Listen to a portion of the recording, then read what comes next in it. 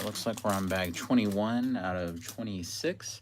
So I'm really hoping that we're actually going to complete the castle in this part of the live stream. So I want to thank all my folks that have watched up till now. It's been kind of a weekend warrior kind of project. It's the kind of thing I wish I had more time for throughout the week, but I'm glad that I'm finally getting back to it. So looks like first off, we have a guard minifig that we're putting together. He's currently headless. Let's see if we can fix that for the poor feller. Let's see. I see, and it could be a case where there's another little bag that I still need to rip open here.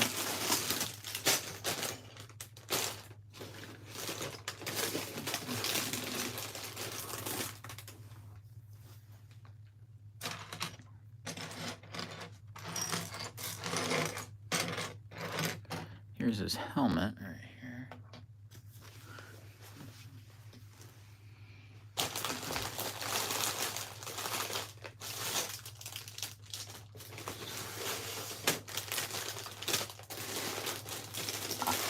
Here it is. As suspected, we have our little bag.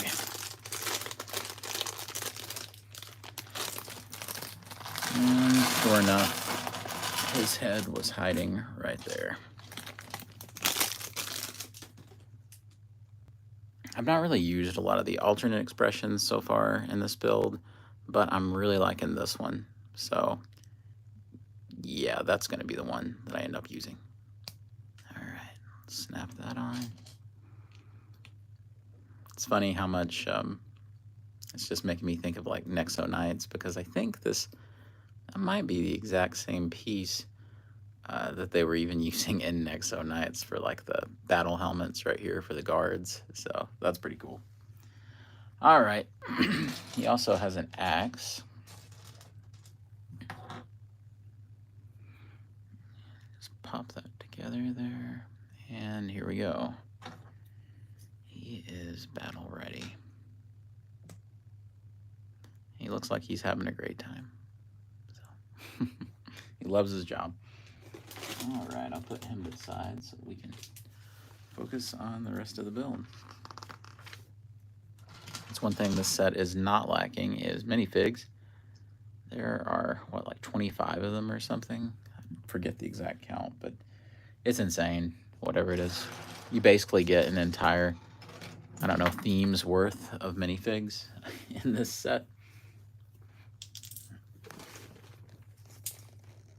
There we go. Drop the piece. Okay. Gotta spin this guy around here.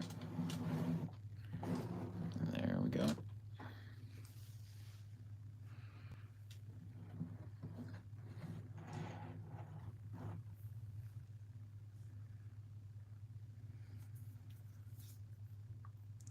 I really did want to get in on the 3-in-1 castle that they did, but I am glad that I waited, because for as cool as that set was, and it really was awesome looking, this, I think, was definitely the thing that I was waiting for. For me, it was a matter of just when they were going to resurrect Castle in a big way, and it turned out it was beyond my wildest expectations. Because the hope was, hey, maybe they'll do, you know, a little sub-theme or something, and it'll have some nods, and maybe there'll be a $250 castle or something like that. But no, turned out their plans were quite a bit more grandiose than just that, so I'm certainly glad.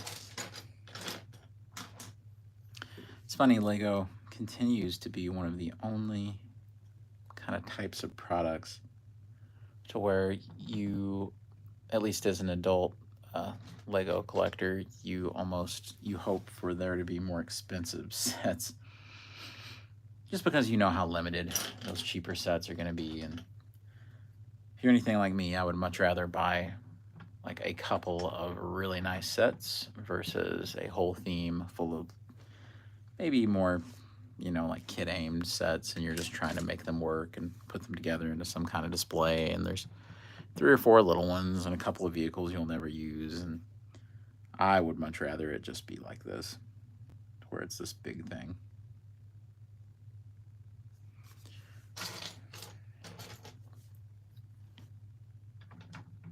It's just a lot more substantial and self-contained, and I think the designers can have more of their visions realized. But I also understand that people like me are not really the target audience for most of Lego's business. And that's who the 3-in-1 castle is for. It's for gift givers and parents and kids. However, I have seen online where people would buy like multiple of those castles. Yeah, thank you. Thank you. I appreciate it. Yeah, it's a really awesome build so far. I've really been enjoying it. Yeah, people will buy a bunch of those 3-in-1 castles and they'll combine them into like the most amazing things. I can't say I have those kinds of free building skills. I'm much more the follow the instruction to the letter kind of guy, but it's still cool to see that. However, once you buy about 3 of those castles, those 3-in-1s, then you end up spending the same amount of money or more than you would for this 90th anniversary version. So I think your best bet, if you're a collector and not having to worry about if kids will be able to do it, it's this. However, I make a strong argument that I do think most like older kids, or preteens at least, would actually pretty well be able to build this thing. I don't think the skill level is that alienating. I think it's just a lot. And like me, I've just been chunking the build out. And it's funny because time is more of a, in a lot of ways, it's more of an object to adult builders than it is kid builders who can kind of just, dedicate days and days to something like this. So for me, that's always the solution. Just kind of do it in bite-sized portions and don't rush it. Don't make yourself miserable with something that should be fun. That's what I always say. Okay.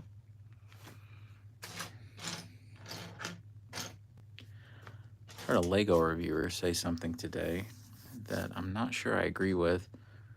And they were talking about how displeased they were with the different colored pieces on a set that were, I guess, kind of showing through, but I mean, it wasn't anything too bad. And he was talking about how he thought the finished product should be more important than the build experience. And I absolutely know what he was trying to say. But for me, the build experience is pretty much what you're paying for with a Lego set. So if the build experience isn't enjoyable, then it really wasn't worth the money. So to me, if Lego doesn't have the build experience like streamlined, then it's not a worthwhile venture for me. So I'm always really glad to see Lego do things to make the build simpler, or to color separate things to make it a little more palatable, so that you can better understand what they want you to do. So I feel like that's a good thing and not necessarily a negative. There's a lot of things you could criticize Lego for, but yeah, I agree. In an ideal world, neither one should be sacrificed for the other, because both are important. They really are. You can't completely neglect the build experience, but you also can't turn a blind eye to what that final product is going to look like. Now, the good thing is that so far, that's not been any kind of concern with this set, as well it shouldn't be, because when you're paying this amount of money for a set, it should be just as great as you can imagine it. Nothing should be sacrificed. It should definitely be call your friends and brag about it kind of set. Uh, oh, yeah. Yeah, yeah. My friend Adam got that, and he really enjoyed putting it together. And I saw it today while I was out, and it's calling to me. It's definitely something that I want to get because I love classic space. I really do.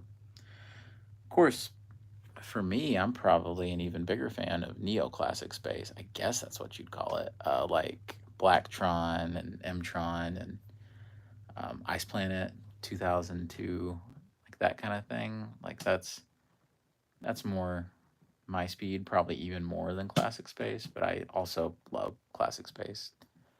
To me, classic space is probably like more than most things. I would say that it was a liminal product. And I know that liminal spaces are becoming kind of a buzzword now, like online, where people talk about those spaces that are like eerie or make you have some kind of like weird feeling, or there's something wrong with it, or there's something in the back of your mind. That is absolutely what Lego Space. That's like the vibe that it gives me. Like it's this weird feeling, and I don't know how to describe it, but to say that it's a liminal kind of experience.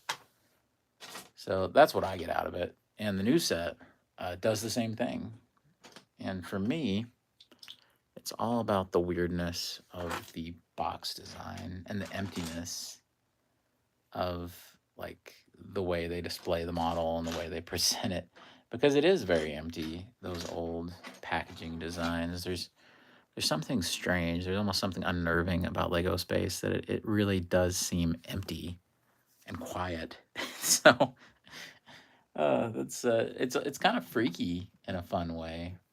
You could almost do a stop motion horror film about Lego Space, and I wouldn't bat an eye. If you told me, oh yeah, this is a psychological horror film. It's about space. It's done in stop motion Lego. Well, number one, I would immediately have to see it, and number two, I actually think that would heighten the sense of dread and the strange immersion, kind of like the first that Ridley Scott Alien film, the original Alien, where space seems kind of like this void. It's dangerous and alien.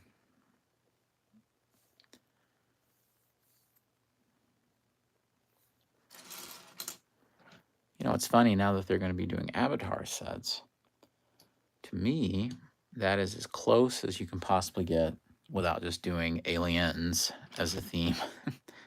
The Jim Cameron movie, which is, it's funny because you can't really say oh, they're ripping off aliens, because it's literally the guy who did aliens. But yeah, I've always felt that Avatar and Aliens, like as in the Jim Cameron sequel to Alien, are connected. Like the technology feels similar, and the kind of machismo of the military and things, and their equipment that they use, it all feels like it's sort of part of the same science fiction language. And now we've got those Avatar sets coming out. I don't know, it's kind of one of those things where I would really love to get into the Avatar theme. I don't think I can. I really don't think I have the room for the Avatar theme. I wish I could, but I've got to be real with myself that Avatar is one of those themes. It's going to be a multi-year thing, because you've got all these, Avatar movies coming out, all these new ones, which I'm looking forward to. I really enjoyed that original movie. It wasn't, my favorite movie of all time or anything, but I thought it was really great. So, but I know I don't have the room to collect an entire Avatar theme. I'm lucky to have room for like Lego Icons sets. I guess that's what we're calling them now, Icons sets.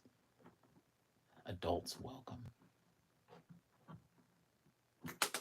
I'm lucky to be able to pick, like a certain theme, say that I'm going to cherry pick it, because there's space it's an issue. You never want to get to a point where you feel like, where you feel like that you're just cramming stuff on shelves and you can't even see it anymore. Like, there's this prominent Lego YouTuber. Really, his channel has grown like to the max, and I have nothing but respect for the guy, really. And this isn't me trying to diss him or anything like that, but I feel a little bad for him because, even though clearly I shouldn't, because this guy is clearly very wealthy and very young, but he's been doing like Lego room tours, and in like his Lego room, you can't even see like the thousands of sets that he has because they're just piled on top of each other on shelves. So that's not the way I want to do it. Yeah, isn't it great that they brought back those old Toy Story pieces?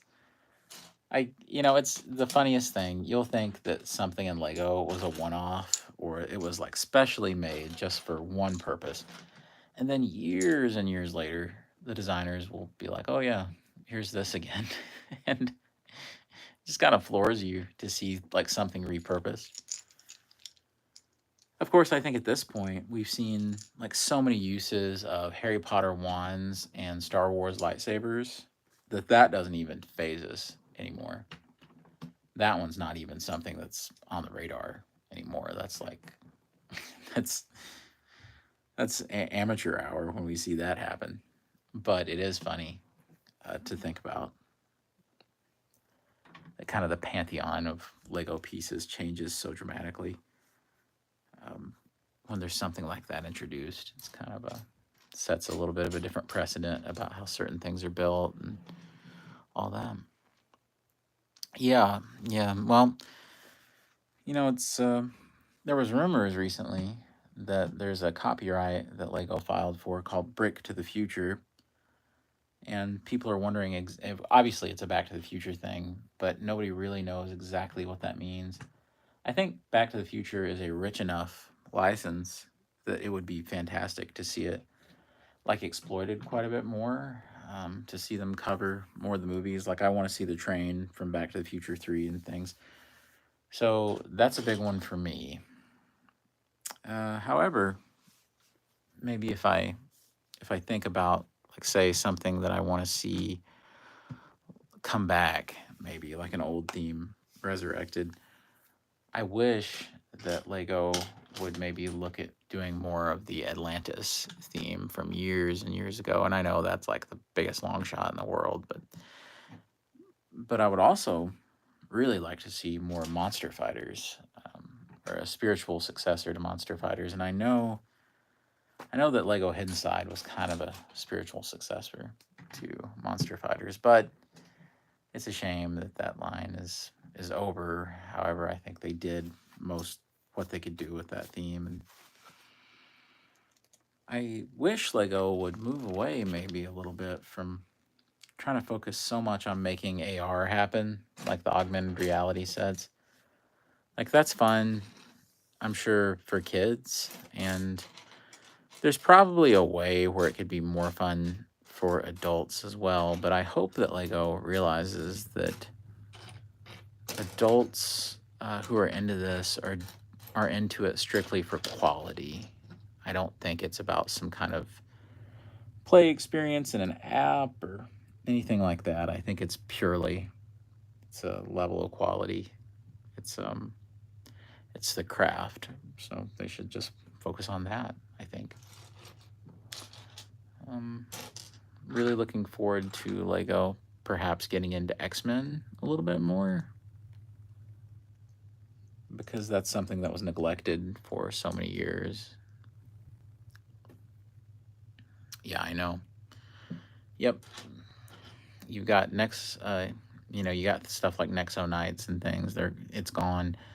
And it just feels like Ninjago, like you said, it's the great devourer of worlds. It's Lego Galactus. Everything original that Lego could do, it just becomes another Ninjago theme. And that's a real shame because I can't keep up with Ninjago, nor do I have really any interest in it.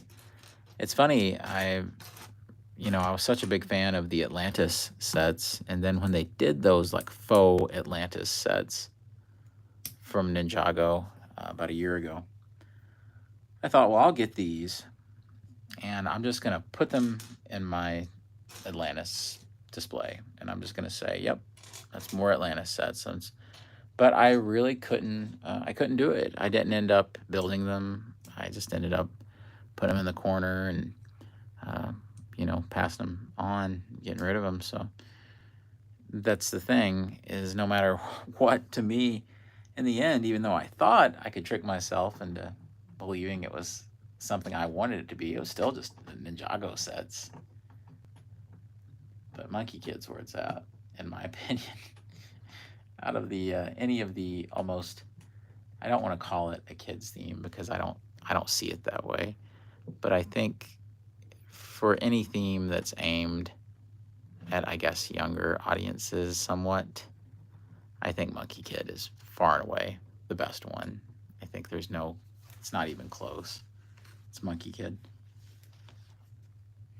And I'll tell you what's really sad about Monkey Kid is I was at the Orlando store a little while back in Disney Springs, and their Monkey Kid section had been reduced to nothing. I mean, it was like on its last legs kind of clearance section. And then I went to another Lego store, and they told me that they didn't even carry any more Monkey Kid stuff because they had just, I guess they had clearanced it out or something. And that my best bet was to just look on the website. And I know that Monkey Kid was not created to be an American retail presence necessarily, but I just feel like, based on merit alone, Monkey Kid should be a big deal to everybody here. They're just such well-designed sets, and they harken back to Lego being original. And yes, Monkey Kid is based on Journey to the West, but I mean, that's such an old story at this point, and it's such a traditional kind of story that it's just a part of, I think, Eastern culture. So I think there's still such originality in the way that it's presented, and to me, that's everything.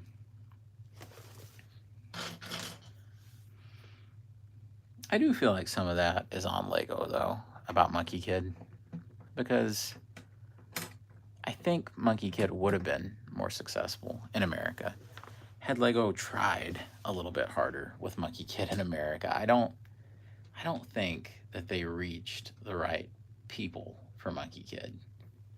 At least I don't think they did.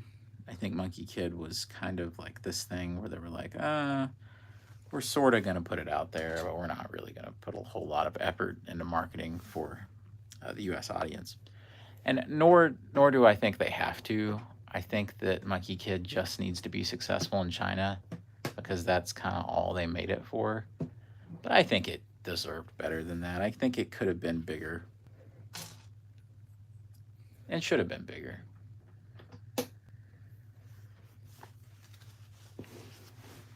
In the end, though, I guess the story of the Monkey King and Journey to the West is so synonymous with the Chinese that I guess that's who it really appeals to.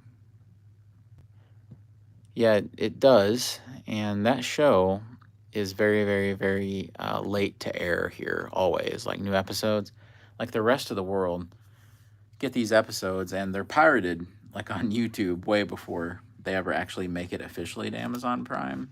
And so the Amazon Prime deal happened probably a year, or maybe a little over a year, after the show had already been out, like practically everywhere else in the world.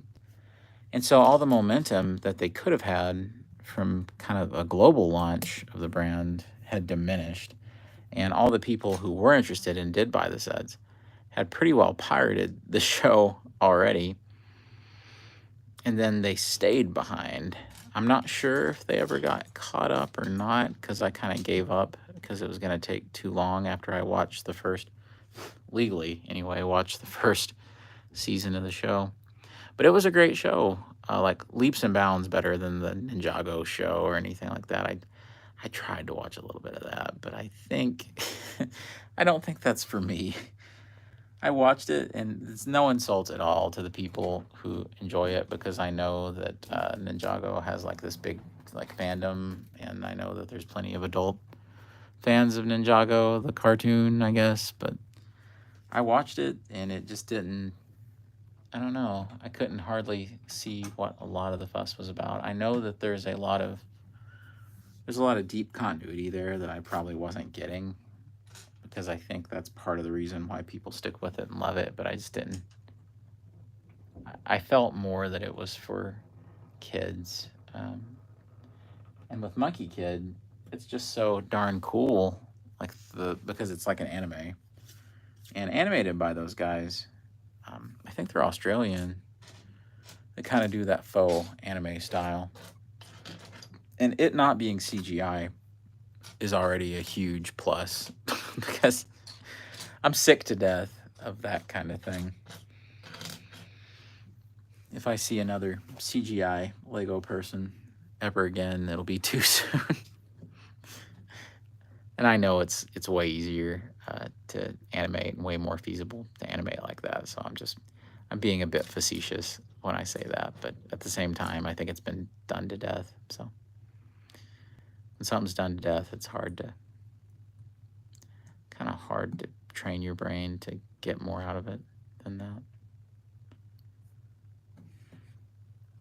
It's kind of like the never-ending stream of Lego direct-to-DVD movies. I know that some of those seem pretty neat, but I think a lot of them exist purely for promotional purposes. There's not maybe the same level of artistic intention maybe with some of those. After a while, it felt like the DC ones were just being cranked out just because, like, to support sets. Not that there's anything wrong with that. It's just,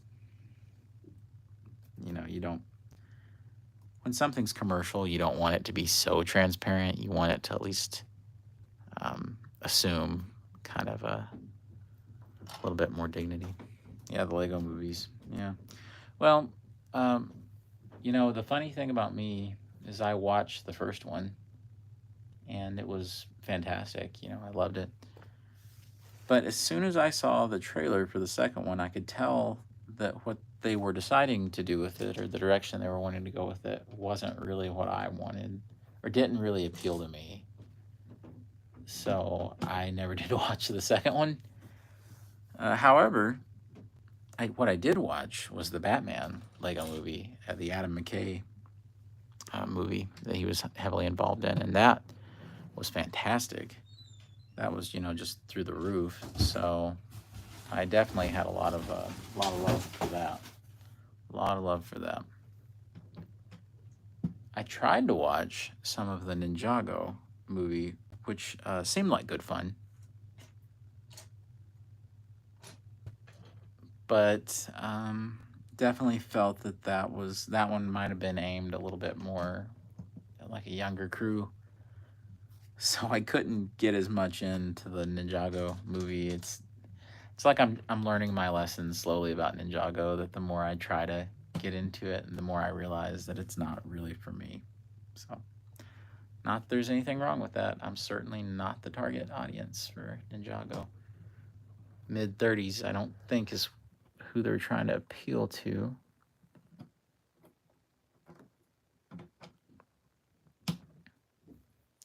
And what are your thoughts on the Lego film series? It's kind of sad how they just burned out so quick, and how the movies went from big successes like the first Lego movie and Batman to kind of just falling apart like so quickly. I don't know what that speaks to, if it was just too much too soon, or I don't necessarily think that it was all to blame on like a huge diminishment in quality. However, I'll always be really suspect about yeah. I'll always be suspect about their direction that they went in for the second Lego movie that I'm not 100% sure that was what to do. And that doesn't make it the wrong direction. It just wasn't the one that appealed to me.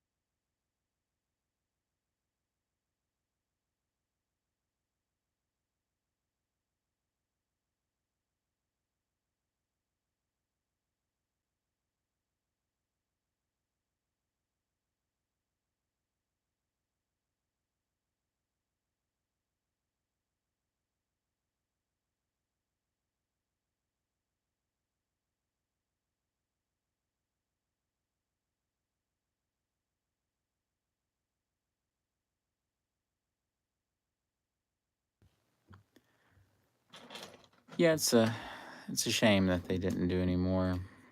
Especially sad after seeing that I think the script for Lego Batman 2, I think that was done. I still can't believe that they didn't do another one of those because they had such success with the first one. It seemed like an invitation to just print money, and they didn't do it. So your guess is as good as mine why they wouldn't just go forward with that. I mean, I would have, for sure. Especially when you had such talented people behind it. I don't think they would have messed up like the first movie or anything from doing that. So, oh well. Maybe they just sincerely didn't have maybe the idea wasn't very good or something, but it sounded good. Now I think Universal has the rights. And it's not Warner Brothers anymore, so that effectively ruins any chances of them doing another Lego Batman movie. But at the same time, Warner Brothers is such a mess right now with all the changes at the top. Oh yeah, right back at it. Yeah. I'm hoping that this is actually the finale of the thing because this is bag 21 that I'm almost through, and it's just 26. So, yeah, I don't see any reason for this not to be it unless I suddenly pass out due to exhaustion or freeze to death or heat stroke, you know, fingers break.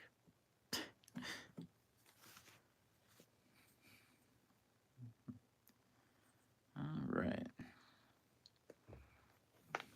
Oh. Well, color me surprised. This was a ladder. I thought this was going to be a gate of some sort. Well, there you go. It just slots in right there. Who would have thought? Who would have thunk it? Who would have thunk it? Yeah, yeah. Yeah, as long as, as long as I don't keel over or anything. Oh, boy. Let's see. Okay. So this is funny. Maybe I screwed up a little. Let's see. I'm supposed to turn this, and it's supposed to raise the ladder, but maybe I didn't put the right gear over here. Maybe I should have put a slightly larger one. Maybe. Because nothing's happening. probably better for me to go back and look at that right now rather than just wait. I mean, it looks like I did it right. Let's see. All right.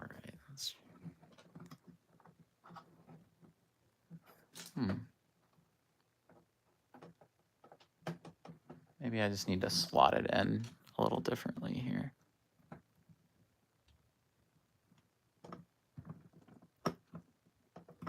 Huh.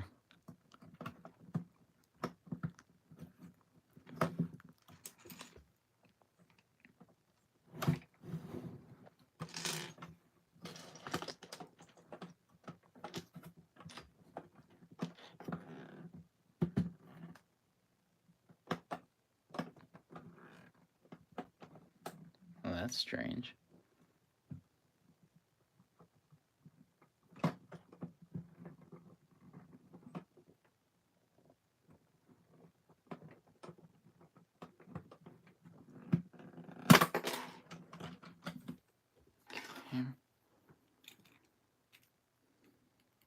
So it's these teeth right here that are supposed to catch on the little cog. It's supposed to go up and down. See, it's catching right now, but then it just falls on in. I bet I've just positioned something a little incorrectly.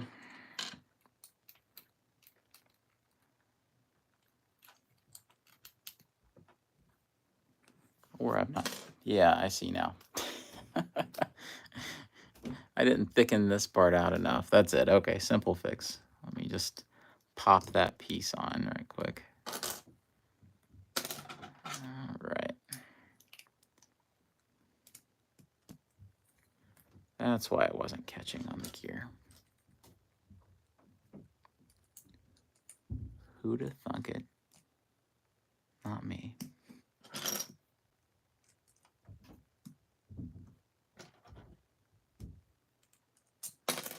Okay.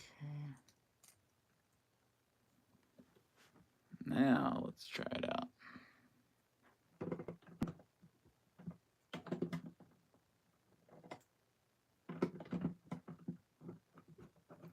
And voila. There we go. You can see, just turn this thing. And that is pretty nifty, I gotta say. Let's see, look at that. Then you get it too high. Oh, you can actually still recover it. That's pretty neat. Yeah. Huh. I swear, it's like physics or something.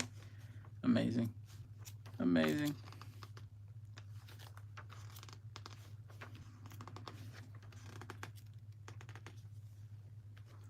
I can't be the only person who remembers all the hype surrounding the 2003 Hulk movie.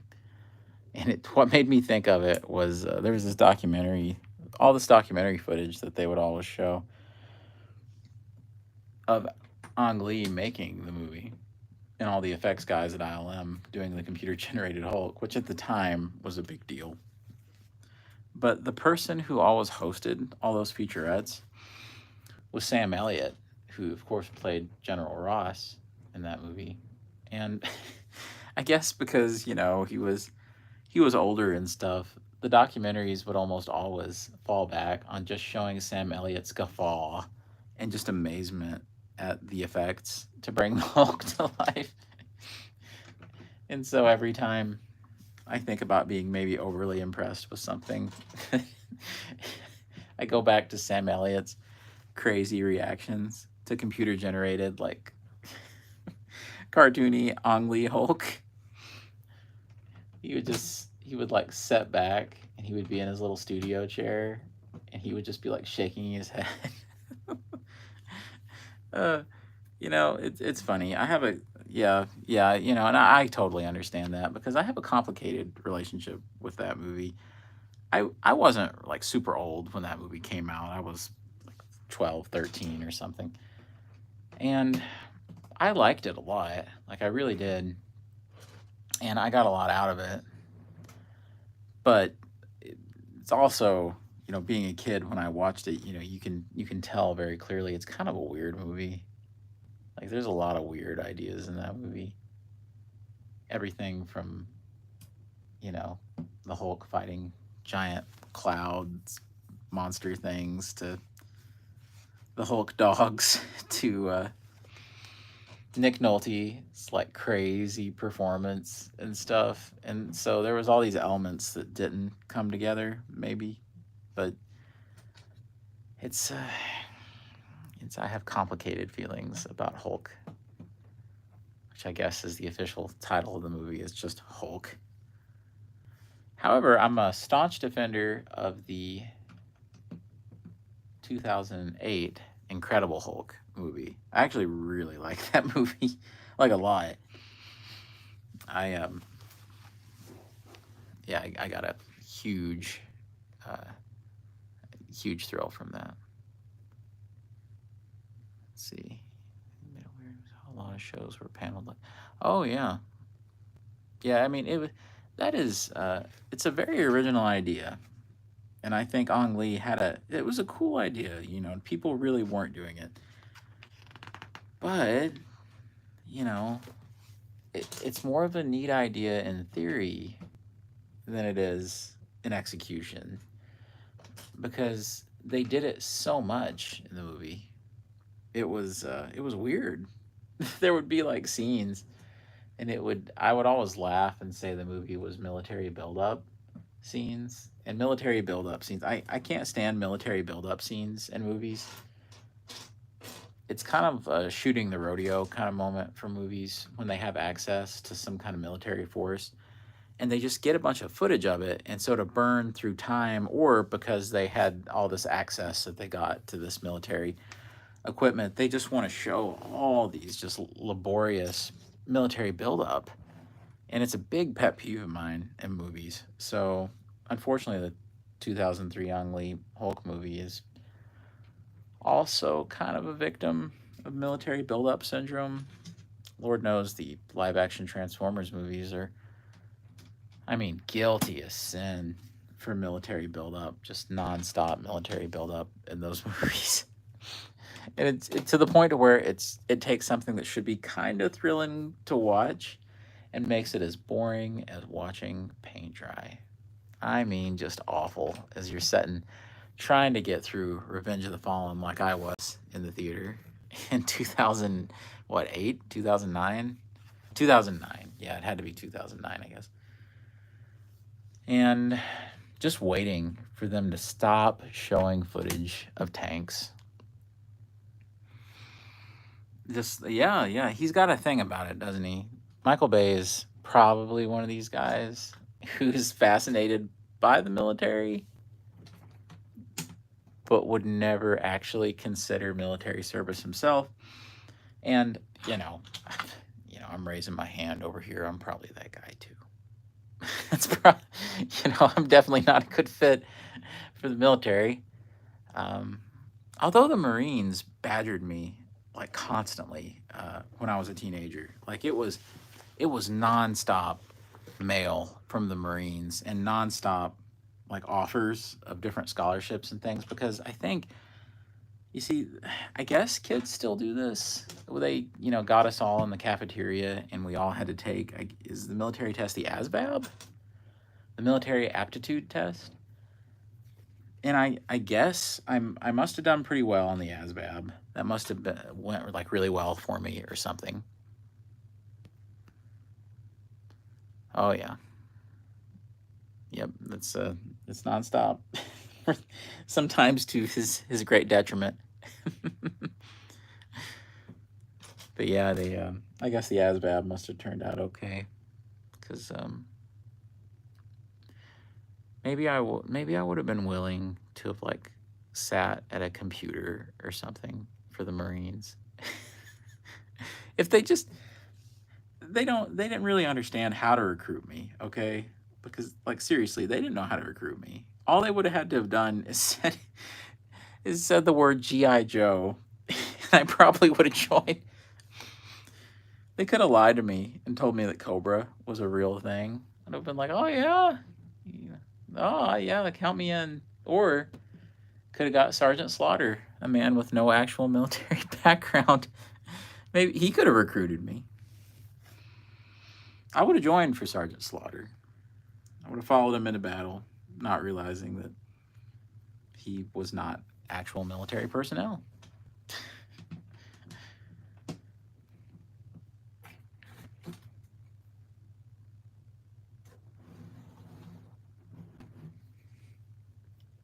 Oh yeah. Mm-hmm. Yeah, my mom, she has a lot of issues with that and has for many, many years. So I know what you're talking about. She had gestational diabetes as a result of being pregnant. And you know, in those cases, a lot of times gestational diabetes goes away. But for her, it never did go away. So mom's just had to manage it through the years. So it's been something that we've become very familiar with.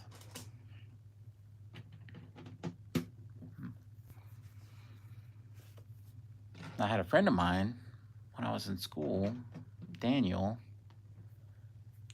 Daniel, if you're watching, hello. Anyway, he had diabetes when he was, I mean, really little. And I think they found out he had that maybe when he was, I'm trying to remember. He was really little. And they figured it out. So he was a classic case of just type 1 diabetes. I think I have that right, type 1. So he, you know, that was always hard on him. All right. One thing I love about this set is how they finish off areas. Like you can see the little curved pieces in there.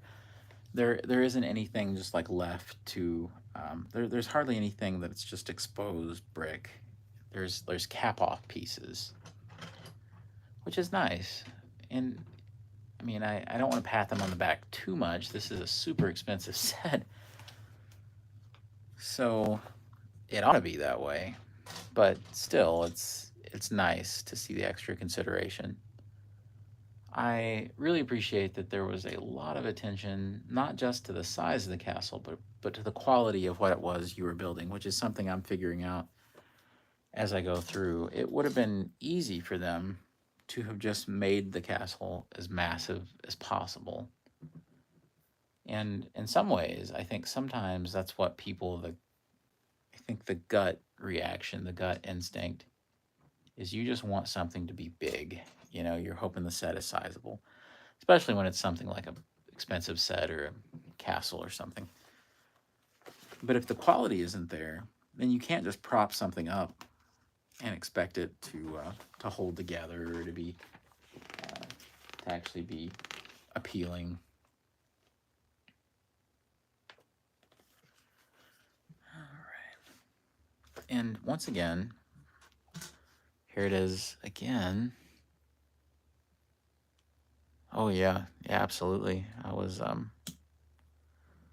selling stuff and trying to get prepared. That's one good thing, is that it seems like, you know, there's always enough of kind of a heads up on it. You know, and then Leppin. Yeah, Leppin.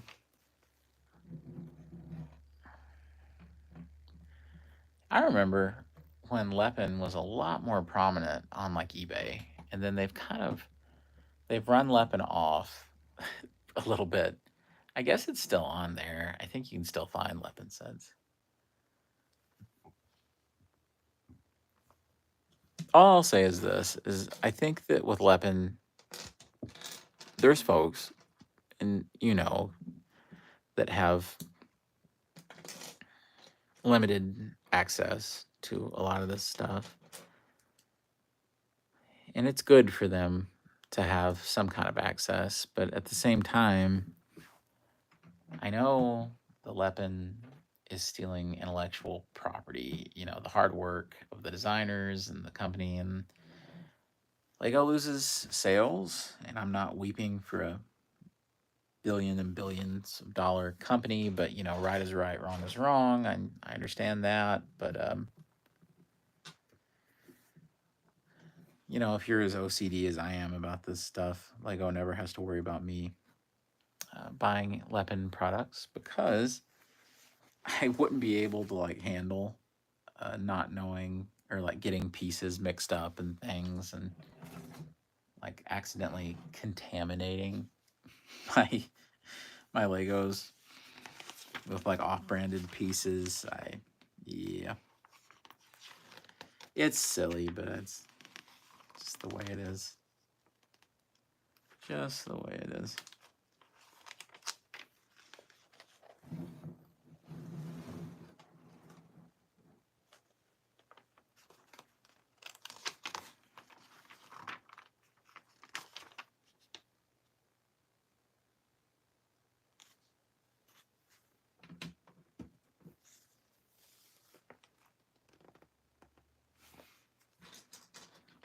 You know, used to. I remember in the days of Nexo Nights, which I was a big fan of.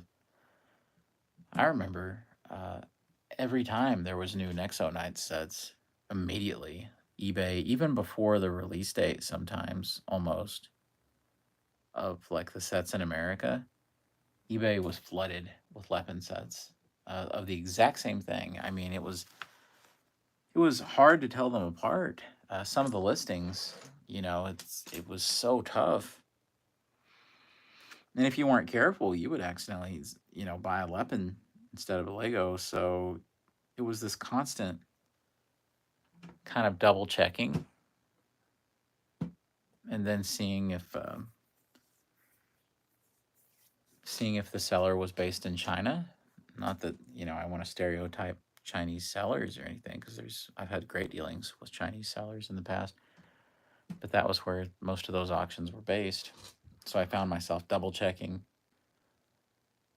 Yeah, yeah, I love Nexo Nights. I kind of, I don't think it ever got too popular here, but by golly, did they push Nexo Nights? I mean, Nexo Nights was pushed hard with Halloween costumes and you know, CGI series and stuff that they did, and a really robust app that they had going. So you can't say it was for lack of trying that that it didn't succeed or something like that. I think maybe kids weren't as into castle stuff, and even with them dressing it up in Power Rangers trappings, it just didn't. Maybe it just wasn't a thing for kids. I don't know. Yeah, exactly. It causes them to be unfairly painted as shysters, you know, or people who are trying to get out these bootleg products. And so you feel bad, you know, you're messaging guys like that. Like, hey, is this the real thing? um, eBay is not always a great place to do business, but every now and then, I swear, I think some of these guys, I mean, I don't know, but some of the deals that I see every now and then on like super expensive sets, it makes me wonder if some of these fell off the back of a truck or something. And you're highly suspicious, so you're checking feedback and everything's good. It's like, for instance, I got the Lego Hogwarts set, the micro scale one that's so huge. I still haven't got to put it together yet, but I finally got it, and it was one that I'd held off on getting. Well, the way that I got it was through an eBay listing, and it was always a $400 set or something like that, and it was pretty well straight up 300, brand new, and not any sort of bootleg. You know, I now have it in hand. It isn't. It's the real deal, officially sealed thing. And the seller, who was not based in China or anything, squeaky clean feedback, 100%, been on eBay for years. They had multiples of it. and they were selling like hotcakes. That there was these, like $300, like it was like $100 off. And so yeah, I got it that way. It's crazy.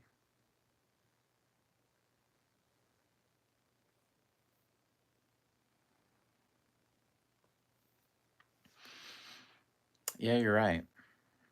Lego, in fairness to Lego, they attempted different lines to replace Ninjago, but nothing ever does as well as a Ninjago. And they give it a fair shot too. That's another thing I can say for them. Like they're given, just like with Chima, like you mentioned, which never really appealed to me too much. There were some of the designs that were fantastic, but the main thing that I saw when I saw Chima was Thundercats. And I know there was a heck of a lot more to it than that. And after it was all over, I remember that I was kind of a little remorseful about not getting into it because there were some amazing sets in the Chima line that I really had took for granted because I wasn't too into Lego at that moment. But yeah, they wanted to do something new, and I almost feel like Lego is stuck with Ninjago because it's this perennial thing that just won't go away. I remember there was a build that was in one of those Chima sets. Oh, what was it called? It was like this big icy behemoth, like mastodon or whatever you want to call it, woolly mammoth, and it kind of was emblematic of the things I liked about Chima builds and the things I didn't like about Chima builds. It was really ambitious and it was large and it was cool looking, literally. But it was a neat thing. At the same time, there was things about the construction of it uh, that didn't really speak to me, like ways that they went about building it, and that was true with some of those other Chima sets. Yeah, yeah, Ninjago really speaks to that generation, and it continues now. Ninjago is cross generational. I guess it's just good. Yeah, it's a good thing because it's great that it gives kids a way into Lego and it gets them interested in other sets and things. But at the same time, like you said, there's this curse. It kind of Lego is for better or worse. Kind of is Ninjago, for that whole demographic. And you take a company that used to be as diverse as you could imagine in terms of what sets they were offering, and now it's a lot more homogenized. It's a lot more condensed into this one thing, which in some ways is, I guess, to have something that successful is the hope of every brand like that. But then it stifles creativity. I'm just glad that Lego isn't giving up on still trying other things. I think a lot of other companies, to speak well of Lego here, I think a lot of other companies probably would do even less than Lego does. A lot of other companies would have just, oh, excuse me. Oh, I'm about over it. I think a lot of other companies probably just would have said, okay, we're, Ninjago now, and there wouldn't have been a Monkey Kid or a Hidden Side or a Chima or whatever, Monster Fighters. But I'm glad that those things that they still try them, even if it's just one at a time. Thank you. Thank you. Yeah, the minifigs are neat. It's kind of, there's almost that Power Rangers vibe to where it's a different version of the primary colors each time, and it's a highly collectible kind of thing. It's cool, but I also know that it's a pit for me to get into it.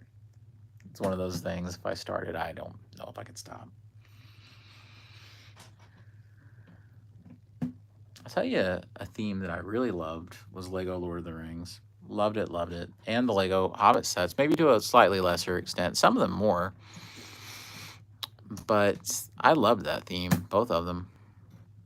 Oh, yes. Yes, very, very much so. And I pretty well completed everything in those themes. And it's the kind of thing to where I'm not 100% sure that in some ways, I don't know, it's maybe I want them to do more. In some ways, maybe I don't. And I think it's because I don't know if if they did new sets, if they would just be based strictly on like this new Lord of the Rings show that they're doing or something. Not that there's anything wrong with it. I've not seen it yet, of course. Only the press, I guess, have seen some of it, but I almost just want it to stay pure to the original books and movies, to where it's just in service of those. And then I also feel this funny, like, urging, if they were to do that, you know, maybe I would feel obligated to get into that or to collect that. I don't know. The mind of a collector is truly, it's something that's it's kind of out there. I think everybody does. I'll just be honest. I don't think there's many folks that have seen stuff about it, and it has nothing to do with. I'm not one of those people that are shouting woke or whatever. I'm really not. I just have reservations about people going in and not being as guarded, because I'm not sure that they are about Tolkien and about the mythology of Middle Earth. I don't know if these guys are quite as careful as Pete Jackson. And I think that you've got to be tremendously careful what you do here, because it's, I don't know. I think it's iffy. I think they'd best tread lightly, because Lord of the Rings fans have been used to a certain level of quality for many years now. And I don't think they'll be easy to please. I'll put it like that. Nor should they be. I mean, it's held to a high standard. One thing that concerns me is Peter Jackson said that he offered to like look over the scripts for them and like help them out with the show, and they never even acknowledged him. I mean, that's weird. Mm-hmm. And you almost have to wonder, why would you need to stray that far? You know, what's the point of that when it's all there for you? And I'm not saying you couldn't do original stories in Middle Earth, but why not utilize what's there? I mean, it's there. Might as well use it. And far be it for me to school folks on Tolkien or to pretend that I'm the biggest expert in the world, but I have a lot of love for it, and I think that's I don't want to be betrayed by seeing something that doesn't really ring true to those books.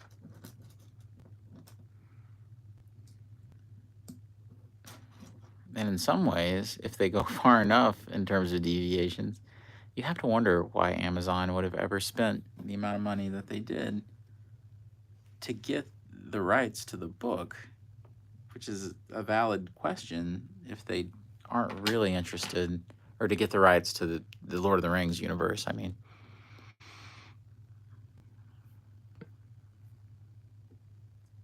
Oh, yeah. Yeah, it was laid out with such precision and care that I don't feel that there needs to be these massive deviations. It's not like you need to fill anything in, which is just a weird thing to think you would have to do with something that's so vividly detailed. It's like, the war and peace of fantasy literature. So why would you need to fill that in or to fill in the blanks? There are no blanks, practically. Sometimes I worry that this show, or maybe some of the other things, even to some extent, maybe the way that they overblown some of the stuff in the Hobbit movies, which was kind of a weird way to take it, even though I think those turned out very well. I'm actually a fair defender of some of those the Hobbit movies, even though of course, it would have been better if it was condensed into just like one movie and was a little more true to the book. Yeah, that definitely would have been better. But I like the things Peter Jackson did. But at the same time, I almost think back to what Tolkien himself said when he sat down to do a sequel to The Lord of the Rings. Because he did. He sat down and he was planning it all out. Yeah. And he said that he realized that he was just doing a story for the sake of like adventure. I can't remember the way he worded it, but he said that it felt exploitive, that he didn't have a good enough reason to be inventing this new narrative. And for someone to say, for a creator to say that and be that honest with themselves, I'm not sure that there's any modern author that could be that honest with themselves about something, because most of these guys think they're just brilliant, and they're not going to mess up. But Tolkien stopped himself from getting what would have been just a really handsome payday for more Lord of the Rings by saying that he just felt that it was in poor taste. And if nothing else, you've got to respect that level of integrity. Integrity. Right. Wow. Bag 21 really raised this tower here. Love it. Okay. Bag 22. Let's go.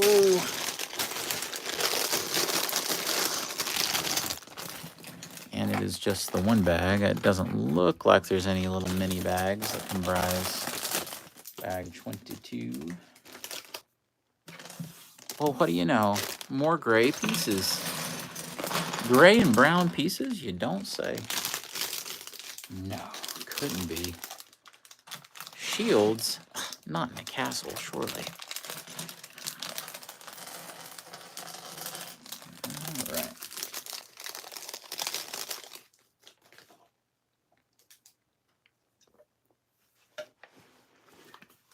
Oh yeah, speaking of Monkey Kid, it's funny. Just to the left of my table, I never did build the Mooncake Factory set. So I'm really looking forward to putting this one together. It looks so cool. So I'm looking forward to getting that together and hopefully assembling the Heavenly Realms pretty soon.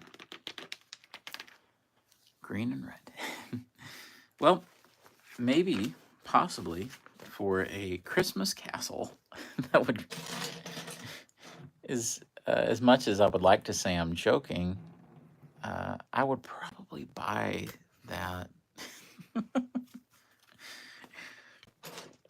Christmas castle. There you go, Lego. You can have that one for free.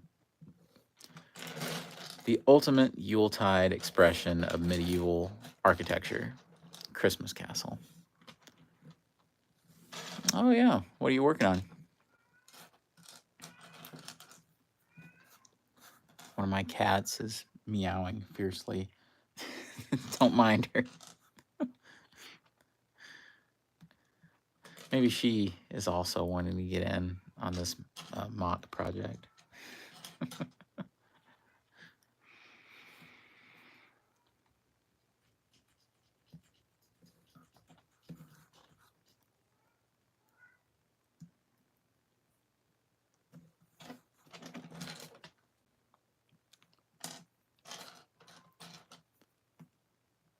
Ooh, cool.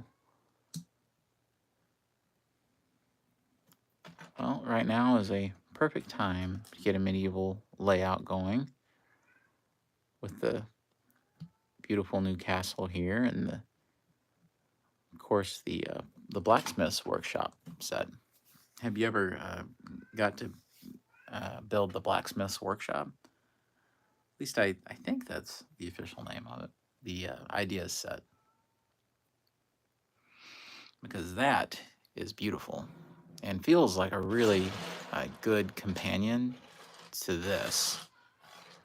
I don't know if it's like the same people who designed it or what. Much of a 3-in-1. Ooh, yeah.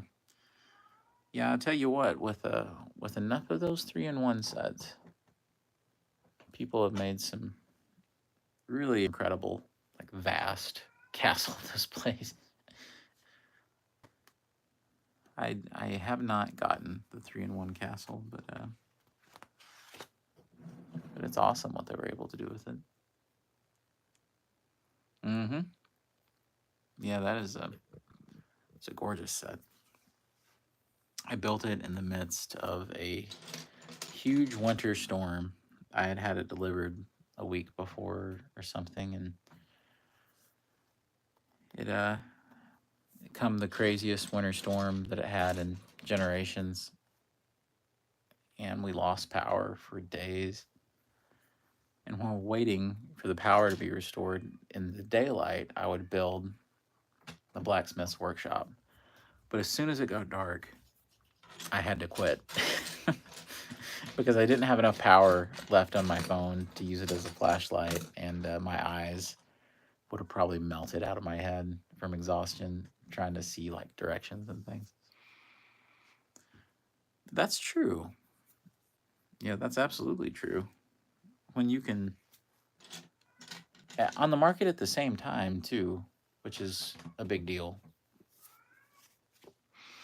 It's great that Lego kind of covered their bases there. And then to be able to have 3-in-1, to have it be expandable so much that you could take a set that was appropriate for younger audiences and you can make it something that's acceptable and that's actually epic for older builders. Yep, something for everyone. That's absolutely right.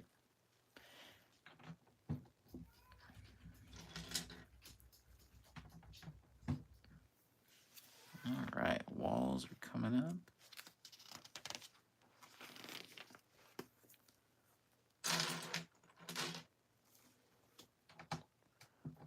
That's something I've been really pleased with throughout building this. It's just how fast it seems like walls get height. It just feels like it doesn't take any time at all to get something impressive going. Oh yeah, absolutely. Just to see a whole theme that kind of, I think, works like off of this as a centerpiece or whatever. It would be fantastic to see a theme that you could explore further. And for it not just to be isolated to a big event, you know, super expensive sets like this one. And kind of just have it be an ongoing thing. Of course, I don't know if any retailer is brave enough to stock this thing. However, it is good that Lego, it seems, created the spaceship just for the purpose of having something that was grandiose, but is being carried by brick and mortar retail. Because I was just at Walmart earlier, and there it was. The Galaxy Explorer, or whatever. It's not Galaxy Explorer. That's the Monkey Kid spaceship name, I think. Whatever they're calling it. But it was great to see the classic spaceship just sitting right there, taunting me. It's funny for me, I have to always think about what's the next set, you know, that I'm aiming for. What's the what's the next on the list? And I'm always thinking in terms of big sets. That's how I internalize it. It's always about what the next big set is. For me right now, I guess it's probably Monkey Kid Heavenly Realms is the next big set that I'm aiming for.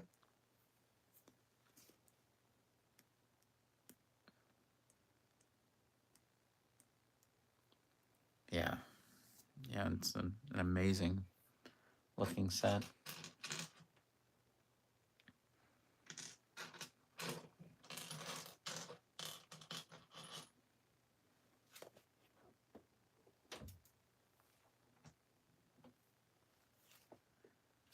Now, have you all been watching this Sandman series based on the Neil Gaiman comic book on Netflix? I actually had never read Sandman, even though it's been around for forever. It's just something I never got around to. But I really enjoyed this series on Netflix. It was something that felt fresh to me, and it was great to have something to watch that wasn't so mindless. Just a really deep kind of thing.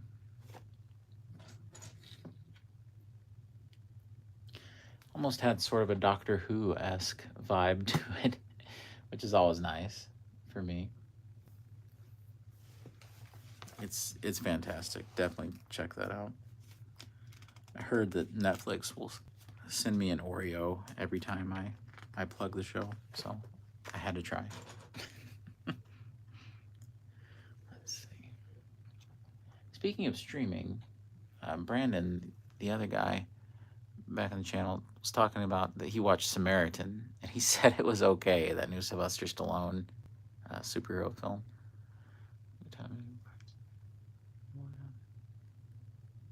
Yeah. Mm-hmm. Mm-hmm. You're absolutely right. You know, Lego is much more like managed like a big company now than it used to be. Because I remember there being kind of a, I guess, I don't know. I don't know if this is just something I've read or if this is, there's more to it maybe. But it said that once they got to looking at their books, they realized that they didn't, I don't think they were being very economical. And they were losing money on some sets. And I guess that what we see now is the result of them being managed like in a more business-like or corporate fashion, whereas used to, I really do think Lego was more of just, I guess it was just more of the creativity of the teams and things, and now it's a lot more dictated by business interests, and that keeps the company going, and I understand that, but at the same time, there's a difference. Now all you can do is homage those days. Yeah, mm-hmm.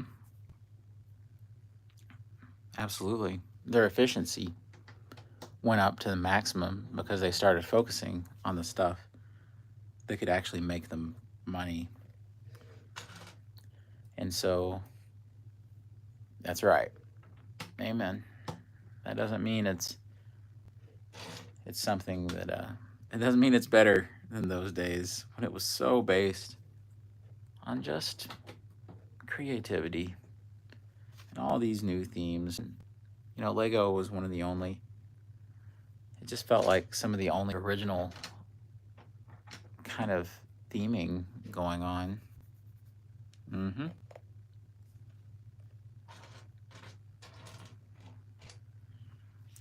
I'd love to see more Space Police. I really would. Let me see. What was it called? Power Miners? Then Rock Raiders, I think. Lego Atlantis. I'd love to see pirates expanded.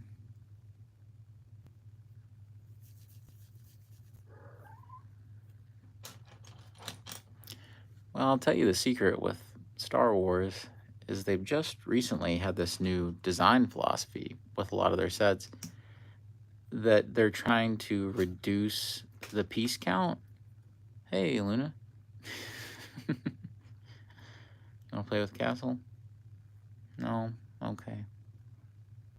Yes, thank you. I always get those names all mixed up. Power Miners and Rock Raiders. I end up mixing them in all sorts of different combinations. What? What? You can't play with Legos.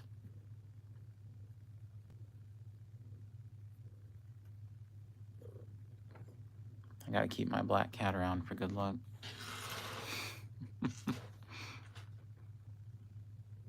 Exactly. I'm so burnt out on Lego City. Like, every time I sort of think there's something that I might be interested in City, I look at it, and City has this weird aesthetic that I don't know. I just it's not for me. Maybe it's, I'm sure it's for somebody. I'm sure that there's big fans of that Lego City aesthetic, but it's I'm not one of them. It kind of looks like these half completed buildings to me, and I know that that's just the style of it or whatever, and but then there's been all these crazy price increases and things, and that makes it even more outrageous to me. Like some of those city sets are not the value that I would expect them to be with their minimal parts usage. Yeah. Yeah, I think you're right, actually. I think that's the whole audience. I'll tell you, I do like some of their space stuff that they do. Like they recently did like that moon base thing, and I thought that was all right. So that's decent. Yeah. Yeah, it would be better just to, I think, to be more traditional in that way, more true to the identity of the city. I like some of their deep sea sets that they do. Some of them are pretty simplistic. Some of them almost seem like Playmobil sets because they have those giant pieces that there's not a whole lot of building. Like to go with my Lego Atlantis stuff, I almost bought like that. I can't even remember what they called it, the deep sea station or something. It was almost like this, like underwater substation thing. I'm not really sure. It was yellow. Anyway, the more I looked at it, the more I realized there wasn't much of a build to it. It was just these big, like, plastic pieces, and then you put them together, and then, some stuff on the outside, and boom. there's your station. Kind of like the big boats that they do now, where there's that giant piece, and then that's your boat, and then you just build up on it. Yeah. Yeah, Aqua Raiders. Now that is a cool theme.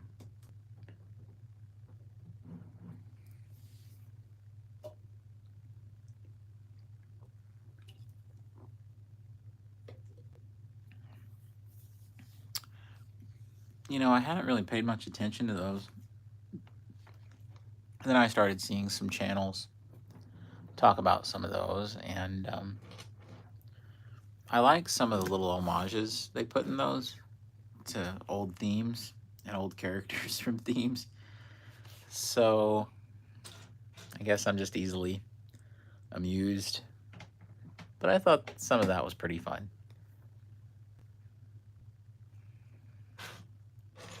Are you guys like big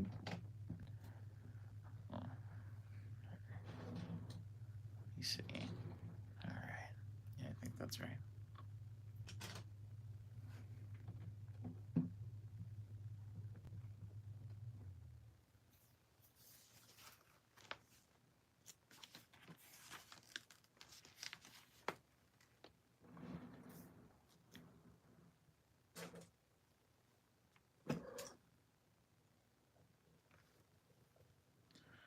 I mean, there's some Lego fandoms out there that I'm not sure if they'll ever be pleased with what they get.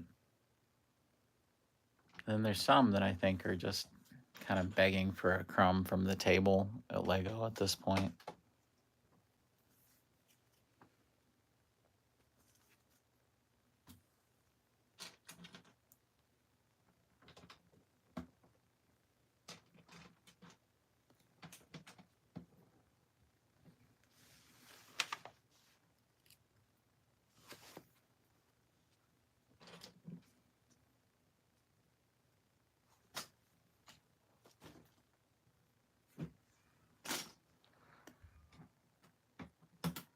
It's it's hard to fault Lego on Pirates and Castle in the last 2 or 3 years because they've made good so well on both of those. But I think the way that Lego is making good now is by just doing like a big like a kiss off set and then saying, "Okay, here it is."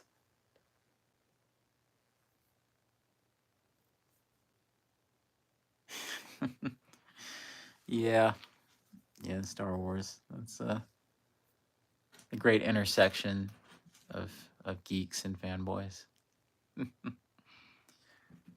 which is probably thanks to Star Wars that I even became interested in Lego as a kid, because I wasn't much of a Lego kid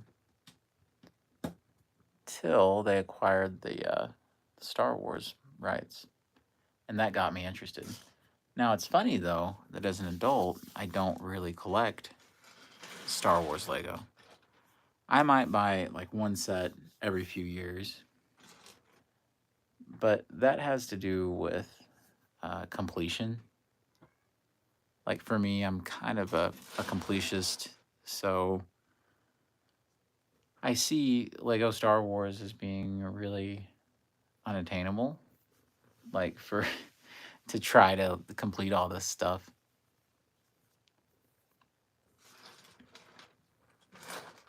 So it's more discouraging for me. It kind of just drives me crazy if I try to get into it.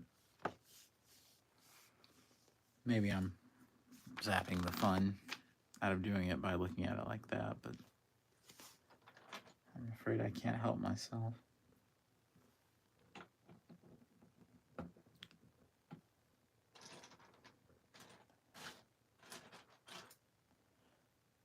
I think Luna's going to live in this castle once I complete it.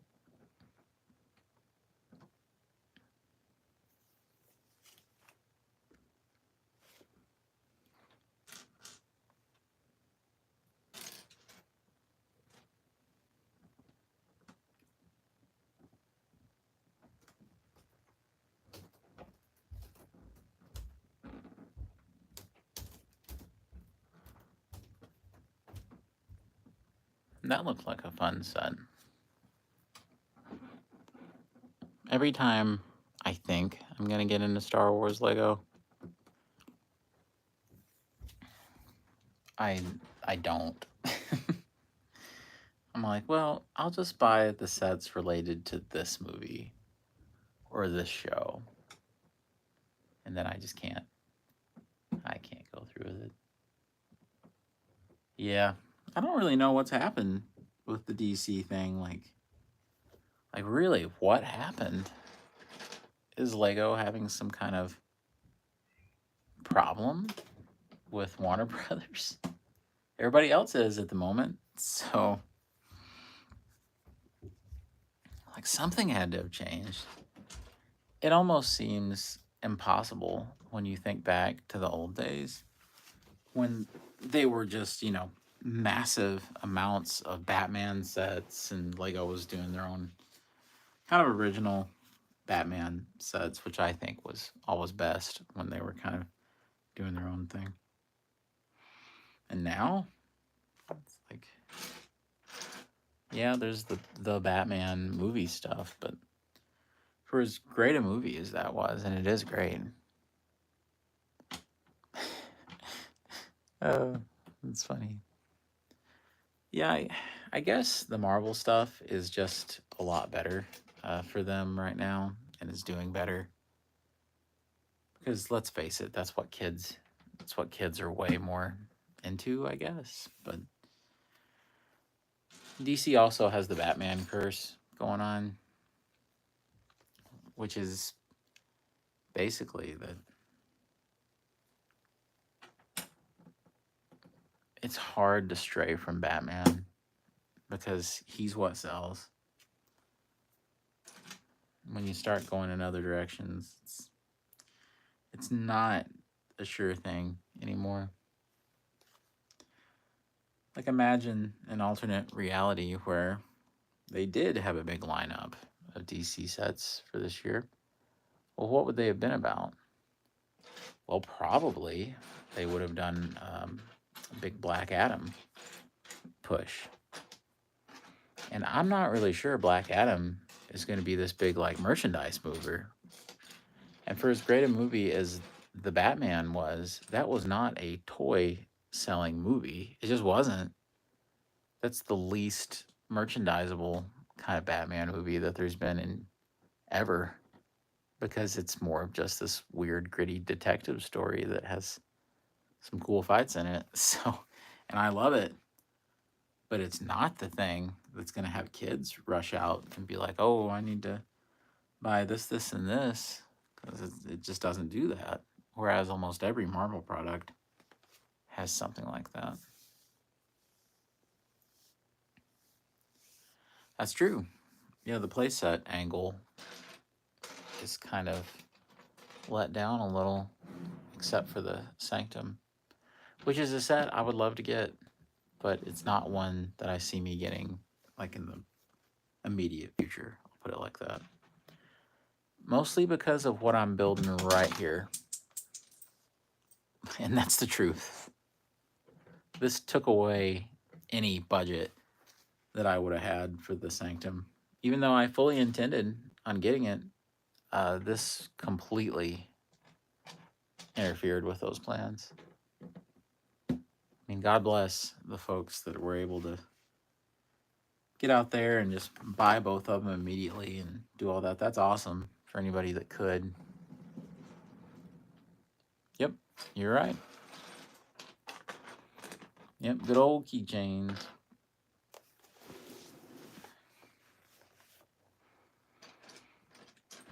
I bet Harry Potter makes way more money for Lego than any DC or Batman set ever did.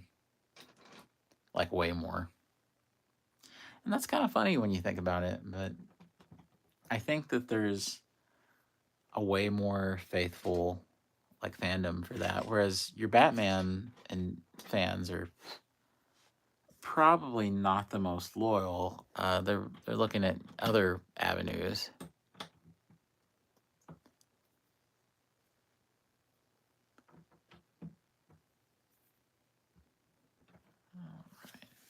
Wow, that's really starting to look castle-y. It's a funny thing to say, but it really is. Like this part is changing this from looking like a gray building to giving it that castle identity.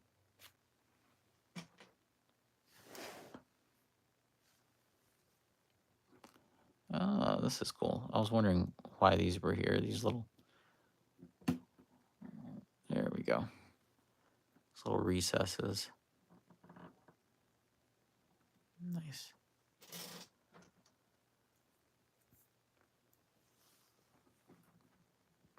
I love all the Lion Knight shields that this thing came with. Beautiful.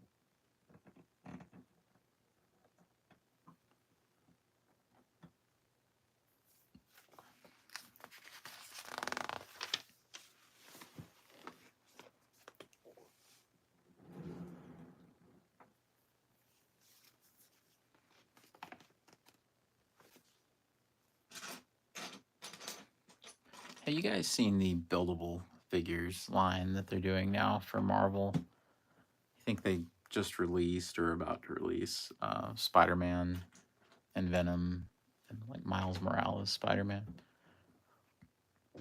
Those are interesting looking. I know that they already did that Iron Man. I don't think he was very well received, but it's funny to see Lego going back and doing a buildable figure format, like a new one, because they haven't really done that in a little while. But with a lot of these Marvel characters that don't have signature vehicles or hideouts, they're gonna have to figure out some kind of new method to do that. And I think that these buildable figures are probably the way they're gonna have to do it. Because they were just doing mechs for everybody, to the point to where it's like, how many more mechs can you do? But those things must sell. Like they have to. I want to see them get to the point where they run out of characters that like would reasonably be like even riding a mech, and start doing guys like Daredevil in this giant mech.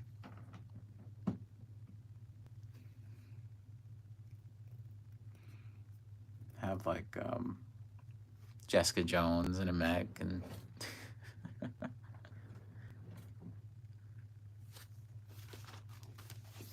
I already put Wolverine in one, so there you go.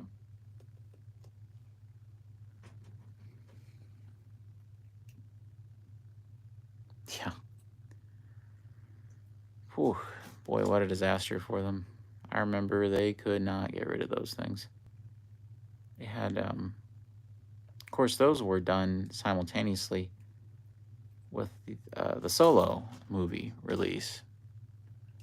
And so I think them banking so heavily on Solo probably didn't help matters, because they had the funny Han Solo buildable figure that I got used to seeing everywhere. He become a staple of like any place that sold Lego. Oh yeah. You see, here's the funny thing about that is I can't say that I really remember it from the actual time it was released. I just remember it because I've done research about it and seen a lot of stuff about it online and things. But what a weird idea. It's hard to believe it even exists.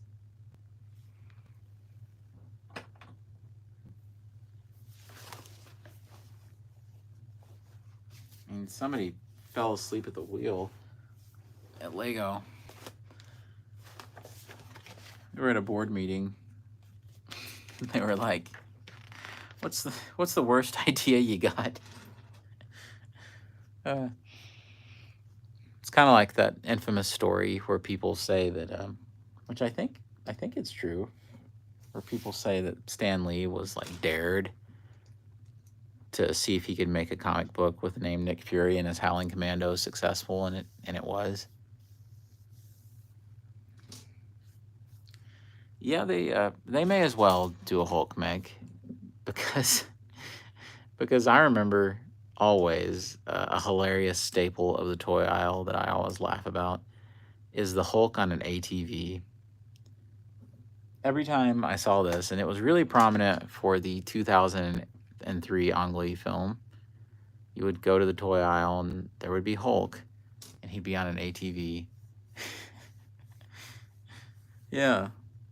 Well, one good thing I can say for the buildable figures is at least they're constructed, from system pieces.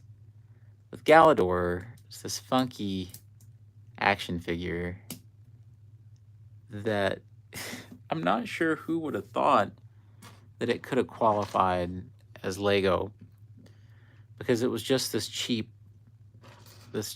little, well, big figure that you just put stuff on. There's nothing about that to me that screams Lego. But you never know. Maybe in a few years, all those people with those sealed Galador sets will be having the last laugh. Well, yeah, Bionicle, that's a whole can of worms. Because that is a fan base that's probably the most embattled Lego subgroup of them all.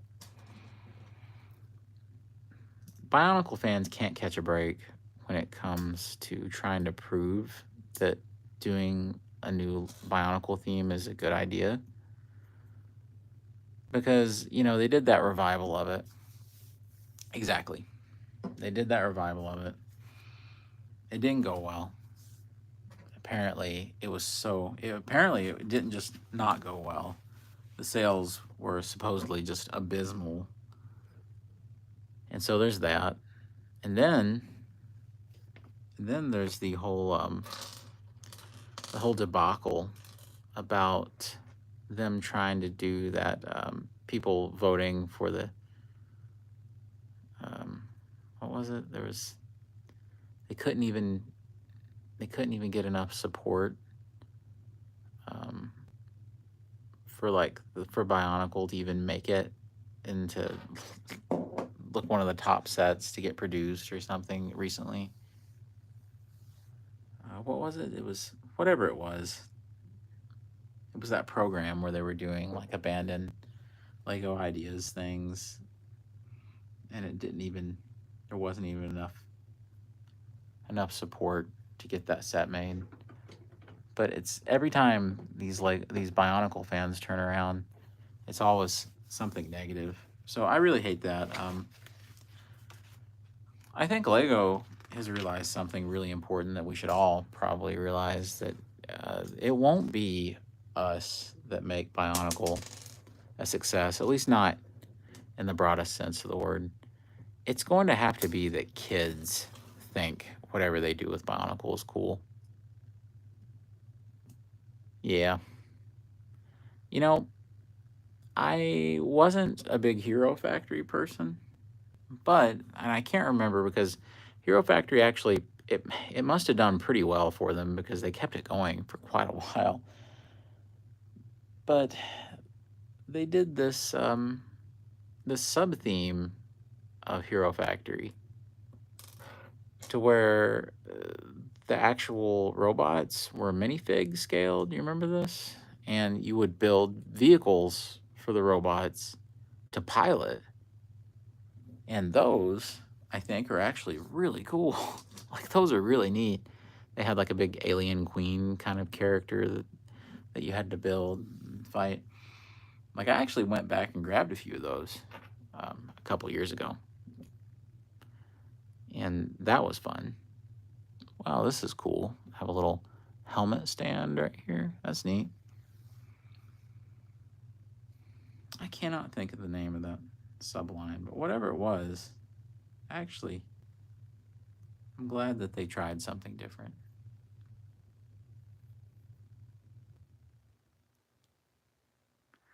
Yeah, I think